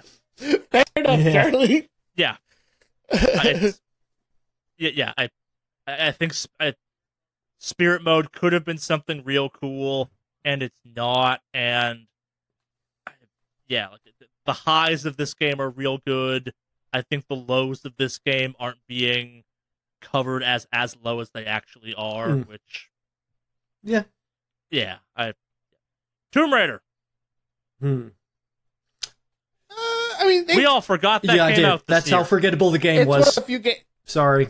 Yeah, it's one of those games that did definitely come out. Like, and as it does not hang, but as someone who thought that last Tomb Raider game was fucking amazing, it is disappointing I forgot this game came out this year. I haven't played it. It's only on here because none of us remembered it came out this year. Yeah. Earth Defense Force 5 is just not as good as Earth Defense Force 4. I think it's a low point for the franchise. It feels like it rehashes a bunch of stuff and forgets what makes that franchise fun. It's definitely not as bad as the next one on this list, so I'm just going to take it off now. This little indie game that made our list called World of Warcraft Battle for Azeroth. I heard it's fine. Yeah, I heard it's wonderful. Yeah, it's the best expansion for World of Warcraft since Mist of Pandaria. You guys are out. Sylvanas is in the right. Everything is fine. The community is wrong. It's definitely not emblematic of things going on at Blizzard or anything like that. Why is this on this list, Alex? Because it is the worst, most disappointing game of the year ever. Of all time. Forever. And I still play it because I'm a goddamn whore. Okay, so, like, let's unpack this one a little bit. We've had our fun making fun of you. Like, so spell this one out in as clear a way as you can. So this game is riding off a high of Legion, which people have said it's probably one of the best expansions that's been out for a while. Up there, I think personally, with like Wrath of the Lich King, which was a phenomenal fucking expansion for a while. Agreed. So you're riding off a high. They've got a couple systems that definitely can be tweaked, but the core of it looks solid. And they stripped all that away. So they take away a lot of stuff that really made the classes really stand out. They remove tier sets, which used to make you kind of modify the way you played your character and would make things stronger. And they just gut, and there's so many bugs and just other weird issues. That's like weird ass oversight that's been ongoing since this game has been out. Like, oh yeah, we kind of accidentally forgot to do this. My bad. Or hey, we kind of forgot to disable this and this happened. Oh, there was a secret to unlock this and we didn't tell anybody. But yeah, people figured out how to do it, but we're banning them because they exploited a bug to get it. Like, it's just the hits keep on coming with this expansion so far, and I feel like this was just one of the turning points for this company this year. But Battle for Azeroth has been completely disregarded. There's so many videos on YouTube about people quitting because of what's going on with it. And I think it's hit a low way faster than the worst expansion that they've had, Warlords of Draenor, has in record fucking time. Well, so compared to Warlords, do you think this is worse than Warlords? Absolutely. Okay, so it is the low point. I think it's the lowest point, to be honest, when it comes to the expansion for this. Absolutely. No, and I guess kind of like I don't play WoW the way you do anymore, but like hearing people that have been hardcore WoW players talk about like, yeah, I stopped playing. Oh, like for a time, no, I unsubscribed because of this expansion, I think is an unbelievably telling thing. Well, so this is not me nitpicking. Is this that it's bad or that's disappointing, or is it both? It's bad. Disappointing. I don't know if I would throw in there I mean, we're all disappointed, yes, but I think it's bad in terms of they had something. It's more bad than disappointing, though. Yeah, there's just a lot of weird things that they had right in this previous expansion that they completely removed. Yeah, that's pretty damn disappointing, though, too. Like that's what I'm getting at. Like it's not like some of our other strong contenders on this list. It's not one or the other. It's both. Like no, it's bad, like undefendably bad, but also it's coming off of a high point or something. And it's like, no, it's not just bad. It's that it was good previously. Mm-hmm. Next up, We Happy Few. I don't think it's strong enough to hang on the rest of this list. It's a disappointing game for sure, but I also think that it was never going to be good. It just wishes it was BioShock, and it doesn't reach it. Yeah. No, absolutely. And I think on top of that, I played the early access version of that game, was like, this isn't a great game. People are going to be disappointed. I think they rejiggered to put it more in line with what BioShock expectations for that game were, and I think it's a bad game. Like, I think a lot of people got excited for it, and that's disappointing, but like there is no pedigree for that game to be good except for people going like, man, that trailer was amazing, and it's going to be like BioShock. Mm-hmm. I thought that game looked really, really, really good, and then I don't know, like hell, I didn't even know the fact that it came out this year. The only reason I added it on there is because I'm like, well, wasn't this game technically this game should have been out last year, and it actually officially released live, or like I guess retail release this year, and there was barely a fucking Yeah, no, you are not wrong in your reaction on that one. I just don't think it's as strong as other ones we have, like in contenders right now. Mm. It's bad, don't get me wrong, but it's not. I think our final listing is a worse game than We Happy Few by a long shot. It's Detroit Become. And I have a lot to say about this. All right. Yeah. All right. So for those that don't know, my master's degree is actually artificial intelligence. That is my specialty. That's my given specialty. And so when a game comes out and talks about artificial intelligence, I have, big expectations. I mean, according to a lot of interviews, he actually did talk with AI specialists in the field, and I feel like he possibly ignored everybody, because I think David Cage is way, way overrated as a director. Yeah, he did Heavy Rain, but I think he's way overrated. The whole thing comes across as the most ham-fisted misunderstanding of everything artificial intelligence is and what it's about and what AI and ethics is about. It's absolutely disappointing. The plot was just so lacking any real nuance, and it had so much there. I mean, it had great voice acting. Like you said, the visuals are extremely striking. It's just, he ruins it by actually writing. His writing ruins the game. It just ruins it. And as an AI guy, I'm so sick of like dumb fear mongering about AI. I'm looking at you, Elon Musk. You don't know what you're talking about, dude. Fight me. That there's so much misunderstanding about what AI and ethics is and what it's all about. It's depressing to see yet another another media that does this. The only media I've ever seen that treats AI well, Bicentennial Man. Watch that movie. That is what AI and ethics is about. That's what Detroit Become Human wanted to be, and it so wasn't. But yeah, that's kind of. I mean, the game plays. I mean, it's a kind of. It's not an action game, so I mean, it's. I can't really talk too much about the mechanics being bad because they're about what you'd expect from a game like that. But yeah, I think the best joke that's kind of really telling about that game I've actually heard to date is someone basically said like that game is David Cage is now aware racism exists, and he made a video game about it. And it's not good. The way David Cage, it's not good. Like, it doesn't fix anything. It's nothing to say. It's just like, oh, racism! And you're like, yeah. And everyone's like, oh, that's all we got to say, man. Racism. And it's, yeah.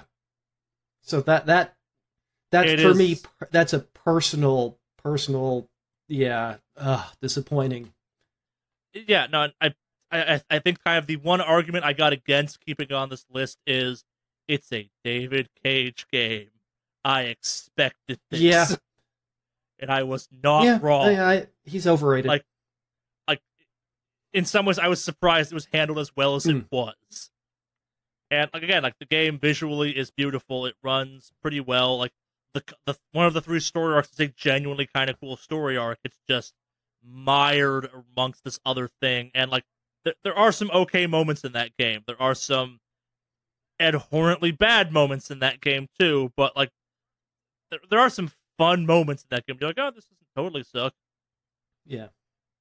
And yeah. All right. So we got to crown a winner in this category. So let's go back to the list of survivors. We have Sea of Thieves, Far Cry 5, The Quiet Man, Fallout 76, Battle for Azeroth, and Detroit Become Human. I don't think Far Cry 5 or Sea of Thieves holds up against 3 unbelievably strong contenders in this category. Yeah, Sea of Thieves, while not enough, it still played fine. Yeah, I would argue that game is exactly what I thought it was going to be, and again, other people were disappointed, but I don't think it hit this group of people, meaning us 3, as hard as some of the other games on this list. Mm-hmm. I mean, I think my vote definitely goes towards Fallout 76 being the worst. Oh. I'm inclined to agree on that one. I think. So I think our list is some version of The Quiet Man, Fallout 76, and Battle for Azeroth. I think I put Battle for Azeroth just above Fallout 76 by just a hair margin because of how it hurt Alex. I would agree with you. There's a personal stakes in Battle for Azeroth. Fallout 76 doesn't quite have, but like they've both been just like comparatively, The Quiet Man is fine compared to either one of those. Yeah. The Quiet Man should be like this category. The Quiet Man should win here. Battle for Azeroth and Fallout 76 are still looking at it going like, nah, hold my beer. Yeah, and those companies are still competing for the shittiest PR of this year. Like, even down to The Wire. I know we don't have news this week, but God, I can't wait to talk about it next week. Yeah. Because they're still doing really dumb shit, and kudos to them for fighting it out to the end of the year to decide who's the shittiest company. Yeah. So, correct me if I'm wrong, I believe our list for this then is World of Warcraft Battle for Azeroth is our most/worst disappointing game of 2018, followed very closely by Fallout 76 in second place, and The Quiet Man that in any other year would probably win this category in third somehow, and there's no honorable mentions in this category because it's not an honor to be here. Nope. Yep. And last but certainly not least, we have Game of the Year. Our nominations are God of War, Red Dead Redemption 2, Mutant Year Zero, Road to Eden, Hitman 2, Monster Hunter World, Dead Cells, Spider-Man, Frostpunk, The Quiet Man, and Into the Breach. I'm just going to take The Quiet Man off. That joke was worth it. So you play this game where the entire game is basically quiet. But it's just done badly. It's actively offensive. But in any case, let's talk about good things. Like the fact the game pissed off the devs community. Well, how do you do that? Yeah. Actively, that's right. Actively offensive. Yeah. Yeah. All right. If we're picking a game that symbolizes 2018, it's The Quiet Man, though. But it's not the Game of the Year. Yeah. All right. So let's go down our list again. God of War, I think we've said a bunch on that thing. I think it's worth reiterating, though. It's hard to kind of overstate again. Just, the game's fucking great. Like, it all comes together in a beautiful story, a beautiful playing game. It's a new version of Kratos I never expected to see. Like, not only is it, we're making another God of War, and me going, oh, it's Vikings this time, but no, when it comes out, I'm going, man, this is a real good video game. It's God of War, right? Yeah, somehow they made a good God of War. That's actually a good video game. Not just action, but all around. Wow. I mean, all right. I mean, we said a lot about this. It's God of War. It's super good. And it shouldn't be. Like, if someone said to you, like, 2 years ago, like, which they did, hey, we're making another God of War game, you'd be like, okay. And then, like, it's gotta be one of the fucking best games of 2008. You'd be like, okay, yeah, whatever. I know. Yeah, I totally get that. That is super true. I mean, yes, the other God of War games, super fun, and had some cool plot elements too, but this thing is just, I did not expect this to come out of them. I did not expect this at all. Yeah, video games have come so far since God of War 3 that, like, the fact that God of War is relevant again in a major way, it's just like, the fuck? Mm-hmm. Red Dead Redemption 2. That was always going to be on the list as well, for obvious reasons. Yeah. It's a damn impressive game. I don't think we can cross it off just yet, but I personally think the video game parts of that game, the shooting, the controls, that parts of that game are not strong enough for it to be Game of the Year. Like, the world, the setting, the stuff around it is unbelievable. Like, as a cowboy simulator, that game is unparalleled. As a third-person action game, I think that game has some, flaws people like to overlook because the rest of the game is fucking amazing. Yeah. Mm-hmm. I don't think it's time for it to go just yet. It might make our top 3 still, but I don't think it wins, but we'll see. Mutant Year Zero. This was a game that came out a couple weeks ago, and I was fucking surprised by and unbelievably floored by. Really? It is for a group of people that I am not normally part of. It is a kind of tactic shooter game, but it is the game I wished XCOM was, not knowing I could like XCOM if it was this game. And it's a game I should hate. You play as a duck man, a pig man, and a demon lady. It's full of Alex bad puns, and it's unforgivably painfully hard. But it's an amazing game. I love playing it. Like, it's doing stuff in that game feels good. You pull off an area, you're like, yeah, you killed those guys. You're like, yeah, that was rough. It's just an unbelievably good game for what it is. It came out of nowhere to a certain extent, and just it's a game that every part of it, when you explain it to me, I would go like, not for me, and I can't stop playing it. It sounds right up my alley. Yeah. I'm probably going to end up picking it up. I have to tell you. You should check it out. This is a game for you that you should definitely check it. If you like XCOM, this is a game you should be playing right now already, kind of thing. And you're probably like me that were like, okay, it's got a duck man in it. Whatever. And I was wrong. Hitman 2. They're again on the list because it's actually really good. It's taken the mechanics of Hitman, brought them to the next generation, and done it very well. Mm-hmm. I murdered a drug cartel person by whacking them on the back of the head with a fish, and they fell into a body of water with hippos in it. Yeah, it's good. Yep. It's just what allows you to do. The craziness of the plot, the mechanics are tight. Yeah. For what it is, I mean, like you said, the clockworkiness of it, the mechanics are very tight. Mm-hmm. I don't know how they did it, but they made me care about the plot Hitman in this one. Like, I don't know how, but like I'm weirdly into the Illuminati and shit like that this franchise plays with. But where I'm like, oh yeah, no, yeah, okay, these are major players. I understand. I'm seeing the web. Yeah, like, fuck. The final level of this game has like at your super secret cabal meeting has the great moment of people that like run the world, like the super people that run the world, talk about how like, okay, yeah, we all profited off global warming.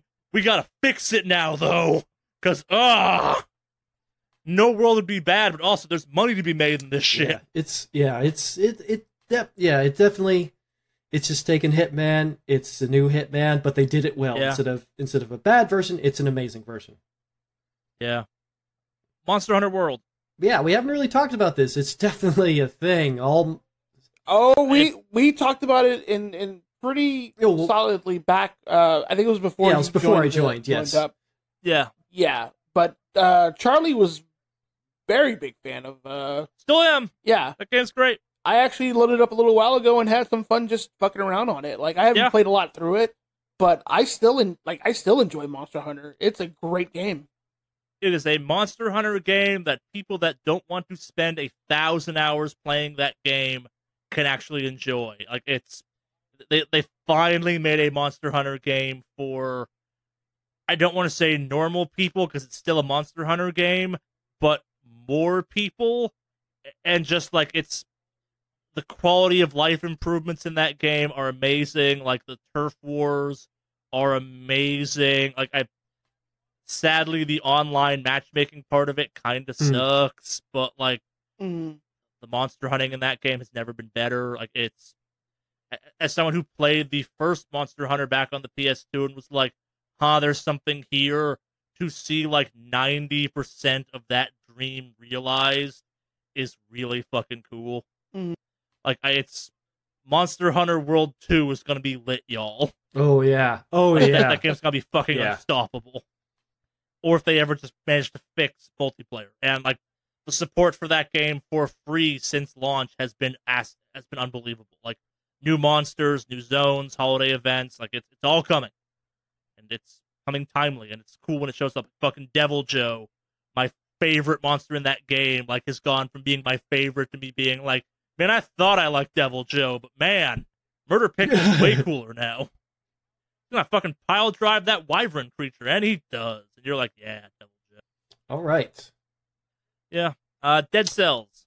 I'm not sure if it's a really good game. I'm not quite sure if it's good enough to be on the list, to be honest, but it's a fantastic game. It's the best side-scrolling roguelike I've played in a while, but I also don't like those games, so doesn't mean much coming from me. I like the side-scroller 2D, especially these, like, there's a name for them. What do they call them? Metroidvania. Oh, yeah, got some of that, too. Yeah, like, it's good for that, but I think it's also, at the same time, if we're going with, like, Game of the Year, there are other contenders here that are way stronger. Sure. At least we care about more, I think. Yeah. Like I said, I like it, but I don't think I like it enough. Keep it on. No, I don't disagree with you. I think it just deserves to do one last time. Yeah. Spider-Man. I think it should definitely be on here. All right, so I kind of don't. Yeah, I'm kind of with Henry. I think it's an unbelievably good game. If we were doing a top 5, definitely, but I don't think it's better than 3 of the other games on here. And I really think the combat in that game is only okay. Like, it's the web swinging in the story only gets you so far because eventually you wind up in combat, and that's when the game kind of stumbles a little bit. Okay. Because it's a bad version of Batman combat. Yeah. Oh, yeah. I definitely see that. I can see that. All right. I can be persuaded on that one. I will Let's leave it on for now. I'm not ready to cut it just yet. I think we'll come back to that. Frostpunk, as someone who's not a big fan of city builders or like Civ style games, the fact that I got as into Frostpunk as I did because it is both a city builder and a kind of Civ style game, is remarkable. Again, like that game just drips oppressive, horrible atmosphere, and you will make the toughest of choices every single time you make a choice in that game. I thought it's a great game, but I don't think it's not as good as other things. Yeah. Into the Breach. I like that game a lot. It just has such a cool idea behind it, and it's well executed too. Yeah. Like, you feel bad when you have to abandon. You feel awful. Yeah. It's so well done. Yeah. No, I'm with you. Strong contenders on here. This is a good list. Yes. Let's start the weeding process, I guess. Well, you guys weren't too sure about Spider-Man, so we can probably cut that out. Yeah, I was gonna say, I think the only game I could make an argument being worse than Spider-Man might be Monster Hunter World, which I think I love Monster Hunter World, but I don't think it's as strong as other things on this list. Mm-hmm. Yeah. I can't really speak a whole lot about Mutant Year Zero because I haven't played it. So yeah. I don't know. No, and it sounds amazing, and I want to play it, but I haven't. So I can't believe I'm saying this. I think it stays, and maybe Hitman. Ooh, wow! Really? That's how let me rephrase. I think this might be the time to talk about dropping Red Dead. Okay. I don't know. I'd like to hear your argument on this one. As someone who has played a lot of that game and has had to verbally set the goal for myself of I'm going to see this shit through because I want to know how the story of Arthur Morgan ends. Yeah. I played a lot of that game. I think the shooting controls should be better, and the level of interactivity in that game is damn impressive. And I know some people are going, "Oh, you're just complaining about this to complain," but like, I think the controls are too complicated. Like, there's too much duty being done at once with your aiming button because, like, aiming puts you into another case-sensitive thing. It's a bizarre flowchart with one too many chances to go wrong, and those chances are like you punch your horse or you shoot someone when you didn't mean to. And like, don't get me wrong, when you're like on it and everything's working correctly, the game is fucking impressive. But like, even the menu system is awkward, like very awkward. You have to hold it down, then let go, and then tap some shoulder buttons, and it's just it's a pain to go through it. We haven't talked about the course. Like, the course system is bad. Like, they've got this kind of like it's the Grand Theft Auto San Andreas eating system again, where like it's nowhere near as impactful, but like it's there, and because it's there, I'm going to engage with it because it's there, and the game yells at me if I don't engage with it. But, I really wish it wasn't there because it's another thing to micromanage. And as cool as the whole, like, camp thing is, at the same time, like, they explain the camp really badly on that same topic. Like, everything in this game is kind of badly explained. And also, like, the first 2.5, maybe 3 chapters of that game, which equal like easily 10, 15, 20 hours of gameplay, depending on how you play that game, are tutorial.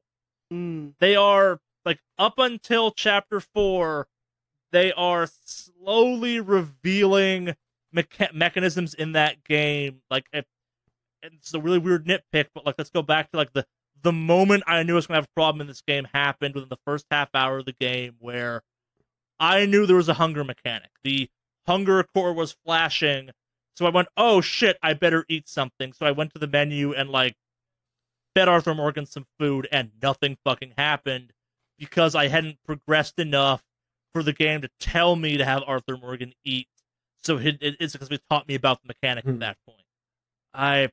And the game has just has endless moments like that, where like the whole camp system, you have to make it several missions in before it's introduced. Like, if you don't get a fishing rod till easily 10 hours into the game, hypothetically, and that like sets some stuff off. It's weird because that game is unbelievably good when it is, but then some of the stuff around it's unbelievably bad. Like, and it swings hard between like fucking Rockstar, and wow, this game's amazing and impressive and stuff, but like, then Rockstar will come back in, and you're like for every bizarre, beautiful moment, like time for some major spoilers, I guess.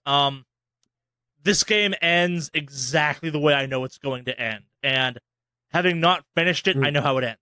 Arthur Morgan does. Yeah. Mm-hmm. I know this because I played Red Dead Redemption 1. Yeah. Mm-hmm. There is no fucking way in hell Arthur Morgan survives. My character also has tuberculosis now. But in any case, yeah. Okay, yeah, that's what that's a pretty strong argument. I'm not sure if it goes completely off the list, but well, I don't know. I think the game is carried too hard by Arthur Morgan. Like, it's on one hand, it's awesome that the main character carries the game.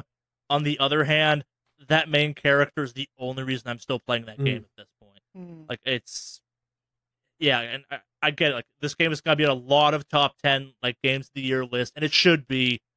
I don't think it should be higher than, like, I might put almost all the games we had on our game of the year list above this game, just kind of on principle, because I think the video game parts of this video game are bordering on subpar. They're fine to functional. They're not good. They're like perfectly adequate, where everything else on this list, like, except Quiet Man, because that was there as a joke, does what it does well to extraordinary. Yes. Okay. I definitely see that. I the other games are more complete. They're more all-around, really, really well done. Mm. Yeah, and like I said, let's take a step back, and like, Red Dead Redemption has been one of the more controversial games of the year. It's not Fallout 76 or Blizzard, but like, this game has this weird vibe of, yeah, this is what you can pull off if you just fucking ignore human rights. Yep. Mm-hmm. Like, if you work people to the bone occasionally, but also allegedly, like, it's unsubstantiated, but also like substantiated. We know it's true. Let's just, all right, as a person in the industry, this is, for a lot of them, that's just normal, and that's terrible. But so I think this is where we say goodbye to Red Dead Redemption 2. Just like, it is a phenomenal game, but I think the video game parts of it don't hang in the way the rest of the stuff on this list does. Like, it's the Hitman 2 is a mechanic-driven game, and its mechanics are so dialed in, they have amazing games around it, kind of thing. Like, Mutant Year Zero is this bizarre surprise that I should hate, but I think is amazing. And if you like XCOM, you're going to also think is amazing. Yeah. Like, you have God of War that has its own share of controversy around it, kind of thing. But like, it's everything Red Dead Redemption 2 did well in its own way. But the gameplay is also remarkable. Like, the throwing that axe, the catching that axe, the beating things to death with your fist in that game are just raw in the way that game should be. And like, it's God of War, so it's undefendably God of War. We're like, no, this is a fucking God of War game, but it's so different at the same time. You're like, wow, this is very different for a God of War game. Like, wow, the chain blades are not there until they are. Yeah, and there again, Hitman 2, it's just so all around well done. There again, the story is pretty cool. The mechanics are amazing. Amazing. Yeah, and I think it's one of these things where it's the other stuff left on this list are games that don't need to have good stories in a weird way, because the gameplay is so good, and they do. Mm-hmm. Like, they're firing on all cylinders in ways you rarely see games that are that gameplay focused fire, where it's like, no, it's Hitman. Gameplay is, like, for what that game is, almost flawless at this point. Yeah. And also, I apparently care about its weird-ass story now. Don't know how that happens. Shouldn't happen. It's fucking Hitman. Into the Breach. A game I have now bought 3 fucking times because I'm like, oh, I gotta play this game. It's real cool. I hope this comes to mobile. Okay, mobile. Yeah! It's so good. It's just everything. There again, all around. The storyline is just engaging and devastating. and it fits right in with the mechanics. It's just so good. So, are we prepared to cross our Red Dead Redemption 2? Yeah, I'm okay with it. Yeah, it's a tough call. Don't get me wrong. I top think 10, but not top 4. Yeah, not top 3 by that measure. So God of War versus Mutant Year Zero versus Hitman versus Into the Breach. So I think God of War is definitely number 1. I think God of War wins it. Yeah, I guess. I mean, it's what everybody picked, but there's a reason why it's pretty much universal acclaim, except for, like you said, problematic elements of the storyline, which we do recognize. We absolutely recognize. Yeah. Mm-hmm. Its treatment of women is not great, but also, unfortunately, the rest of that game is fucking amazing. So I think God of War. So at this point, we're choosing 2 and 3. I think. Yeah, I think Hitman is our honorable mention. I think it's, in my mind, it's God of War, Into the Breach, Mutant Year Zero. Yeah. Well, I can't, like I said, I don't know about Mutant Year Zero at all, but. Yeah. But Into the Breach. Yeah, I don't know too But much Into the Breach is so good. It is something that their previous game, FTL, I like a lot. Let's just say I've played a lot of hours in that game, but it didn't really have, it wasn't about the storyline. Into the Breach is very much about the storyline, and it is a core part of the mechanics. Yeah, it's weird because I don't like FTL because I felt like that game is punishing in ways I don't agree with. Into the Breach is just as punishing, but it's fair. Like, it's the you fucked up. Yeah. And the only reason I put Mutant Year Zero above Hitman 2 is Hitman 2 is a sequel. It's not doing as many things differently as Mutant Year Zero is. Like, it's not a new thing. It's like, it's more Hitman, and Hitman is amazing. But also, like, there was the marketing campaign for Hitman 2 is, it's more Hitman. People like me go, that's what we want. Hitman. Yes. Yeah. And I think Mutant Year Zero just takes a beautiful set of risks. Like, it's such a weird game, but it's so good at what it does. In the same way that Hitman, it's like, Mutant Year Zero is also like, it's the you fucked up kind of thing. It's brutal, but it's the, no, you fucked up. You made a mistake. This is on you. You should use the silence weapon, and you didn't. And, hey, we gave you the option. Yeah. If you two feel strong about Hitman, though, I'm more than willing to kind of concede on that one. I know, like, it's kind of like choosing, like, which of my babies to kill, because I think both games are fucking great. I actually will stick up for Hitman 2 as well, and say that it's definitely, I actually would put it somewhere in the top 3.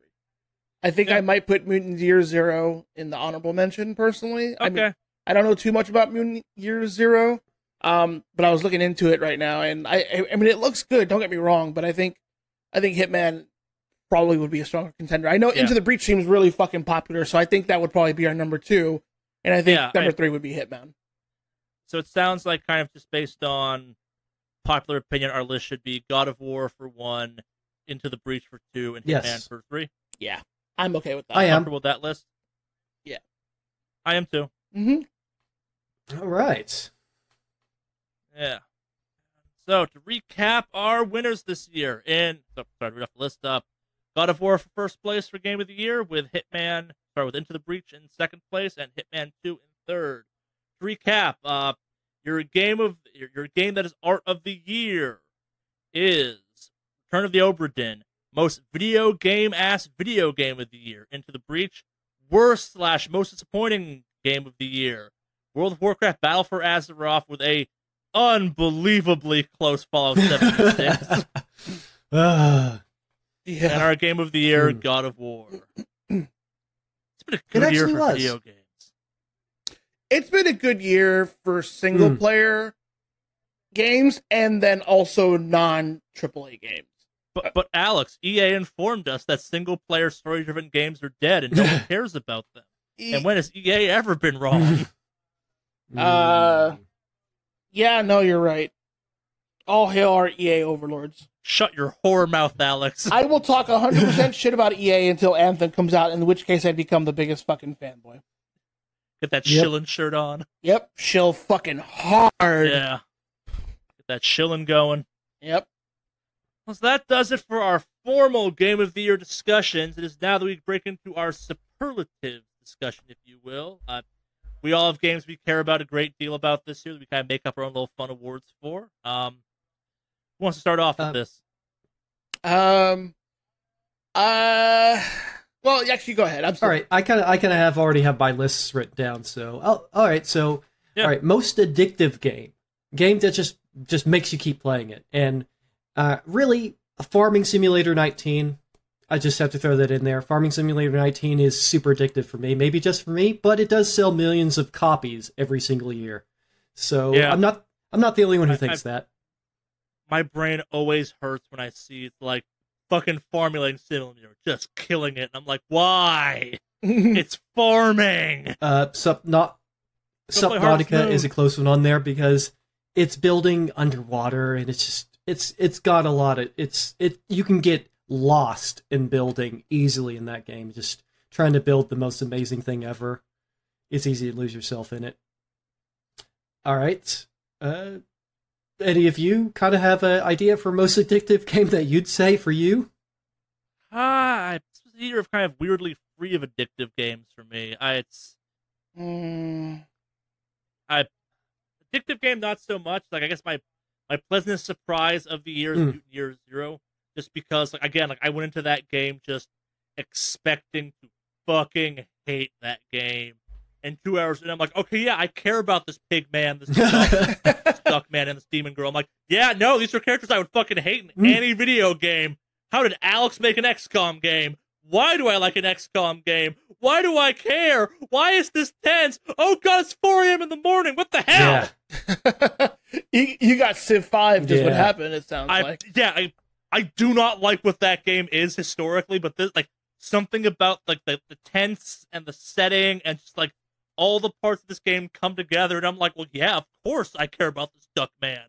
I hate the puns, though. But this duck man. All right. Crossbow that fucker. All right, so my cutest game. All right, Kirby Star Allies. All right, everybody knows Kirby's adorable, but you team him up with adorable other characters. That's an overload. Detective Pikachu, the game, is it's Detective Pikachu. It's Pikachu wearing a cute detective hat. It's gonna be a movie. Overcooked 2. Overcooked 2 is just fun because it's multiplayer. That's like Kirby Star Allies. That's another great multiplayer, super cute game. That's probably my multiplayer game of the year in some ways. It's because you can learn to play it in seconds, and you can learn to hate everyone you're playing in a minute. Oh, it's a the true spirit multiplayer game. Oh yeah, you can make your team fail miserably so easily. So, if you don't want to kill your friends over the video game you're playing, are you even playing multiplayer? All right, game no one asked for. Shaq Fu: A Legend Reborn. Why I love Shaq. Yeah. Shaq is a precious treasure. He's lovely and amazing, but nobody wanted this game. Nobody really asked for it. I don't know why it exists. All right, other games on my list. Best game with Waluigi, not Smash. Mario Tennis Aces. Oh, that's mean. Oh, that's that. Oh, yeah. Okay, sorry. All right. No, I love that, but it's still mean.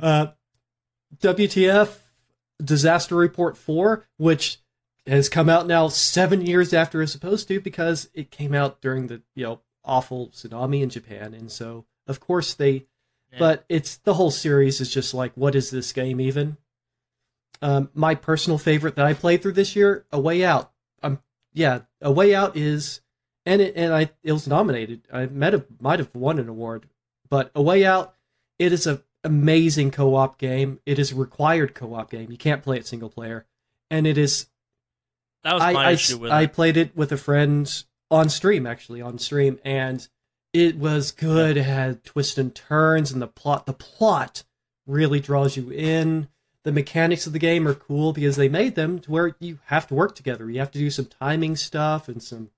It's cool, and it keeps you on your feet. And yeah, that's one of my personal faves of the year. And yeah, that's kind of the end of my list there. Yeah. Things I didn't ask for award this year goes to Joker and Smash Brothers Ultimate. Yeah, that it's like I should care about this, but I don't, because I'll find some way to hate this eventually.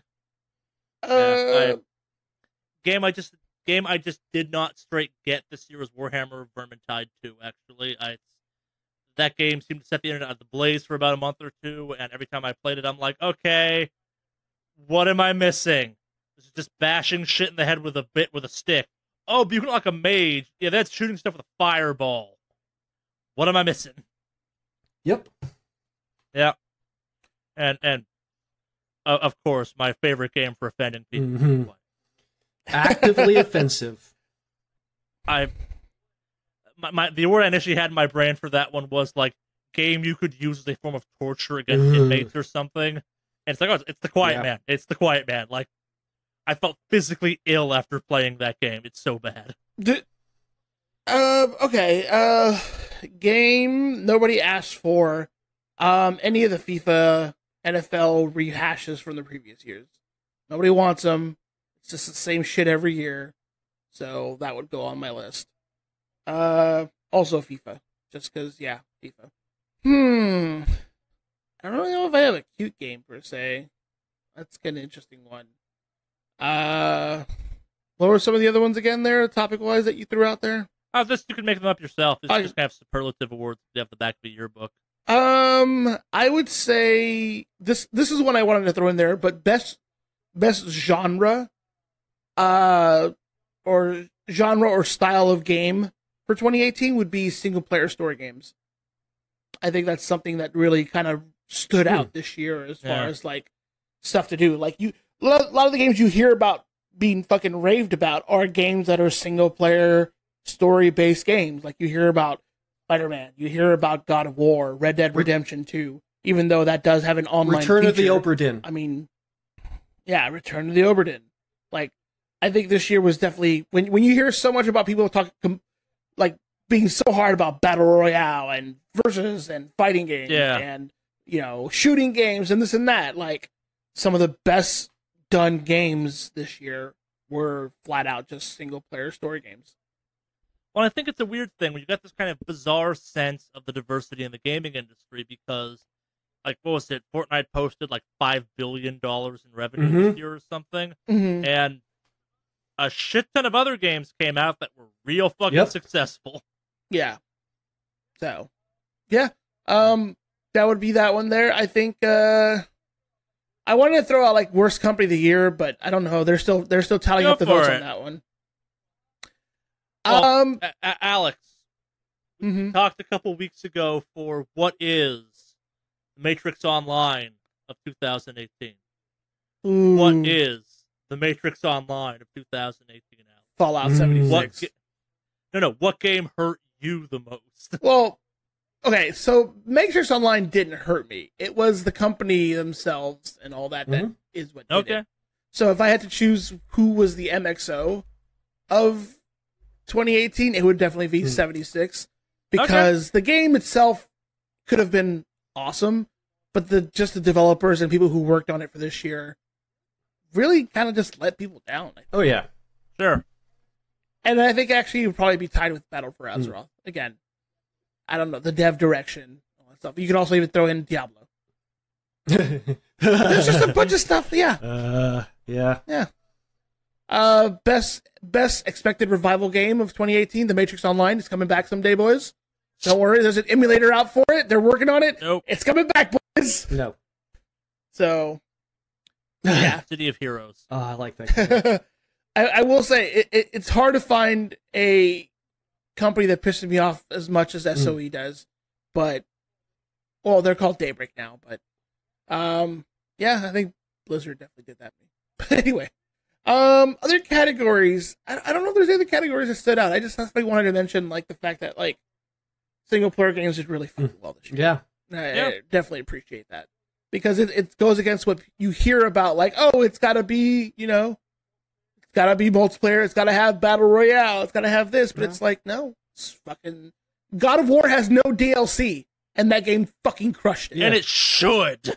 I'm angry it doesn't. But they created such a tight narrative. No. I mean, I'm just mad I have to wait for God of War 2 to come out to get more God of War. I'm like, no, I would give you money for more God of War. Now we're gonna make a full sequel. No.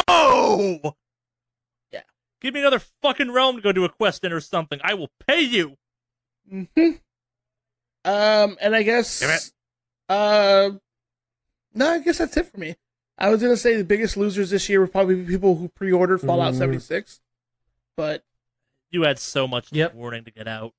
Yeah, I'm sorry. I feel bad for those people, but also we warned you. Oh, yeah, there was ample blood in the water to be like, maybe you want to distance yourself from this. No, Fallout 76, brah. Okay. Yep. Well, do you have any, Shirley, or did you already throw yours out there? I did a couple. I was gonna do let's do a round of so what is your most anticipated game for 2019? I don't know. Anthem, I think, yeah. What was it? Outer Worlds. The Outer Worlds for me. Is that 2019? Or it might be. That might actually be later than 2019. That might be not 2019. So. Yeah. Who knows? That and it's done by. I mean, they did some of the good Fallout ones. I mean, they did the original Fallout.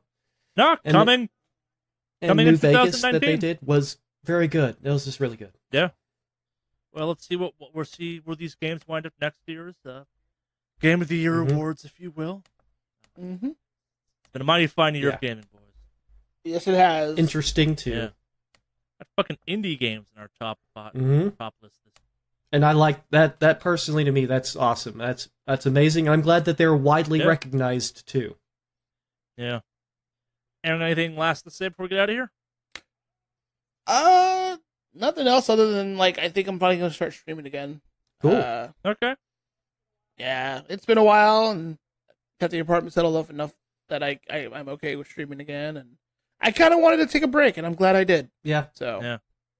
Yeah, expect me to stream more World of Warcraft, mainly because I am a glutton for punishment, even though that game is very disappointing. It's one of the games I do play often. We should set a New Year's resolution for you to cancel your World of Warcraft subscription. Can't do it, man. They gotta ban me. Can't do it, man. I should genuinely get you banned then. I genuinely sat down and was thinking about it, and I'm like, yeah. Sorry. Alex, me and Henry will help you through this if you need help. I will come to Portland and bitch slap you. Yeah, we'll have to stage an intervention here. Probably. Start breaking shit in your apartment till you uninstall. We care about you, Alex. We care about you. I know. Yeah.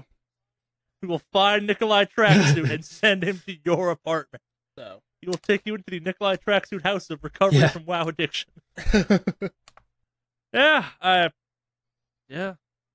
I think this goes up on New Year's, so happy holidays. Yeah, happy New Year to everybody. Be safe out there. Remember, you can always Uber and Lyft. Don't take any chances. Or just stay inside and play some video games we talked about. Yeah. A great way to start off 2019 is by not playing The Quiet Man. Just saying. If you're not playing The Quiet Man 2019 starts, you've already started off better in some ways, then I probably will. Yeah, I think we've got a pretty good list overall. Good podcast today. Yeah. Well then, what else to say? Cue the metal.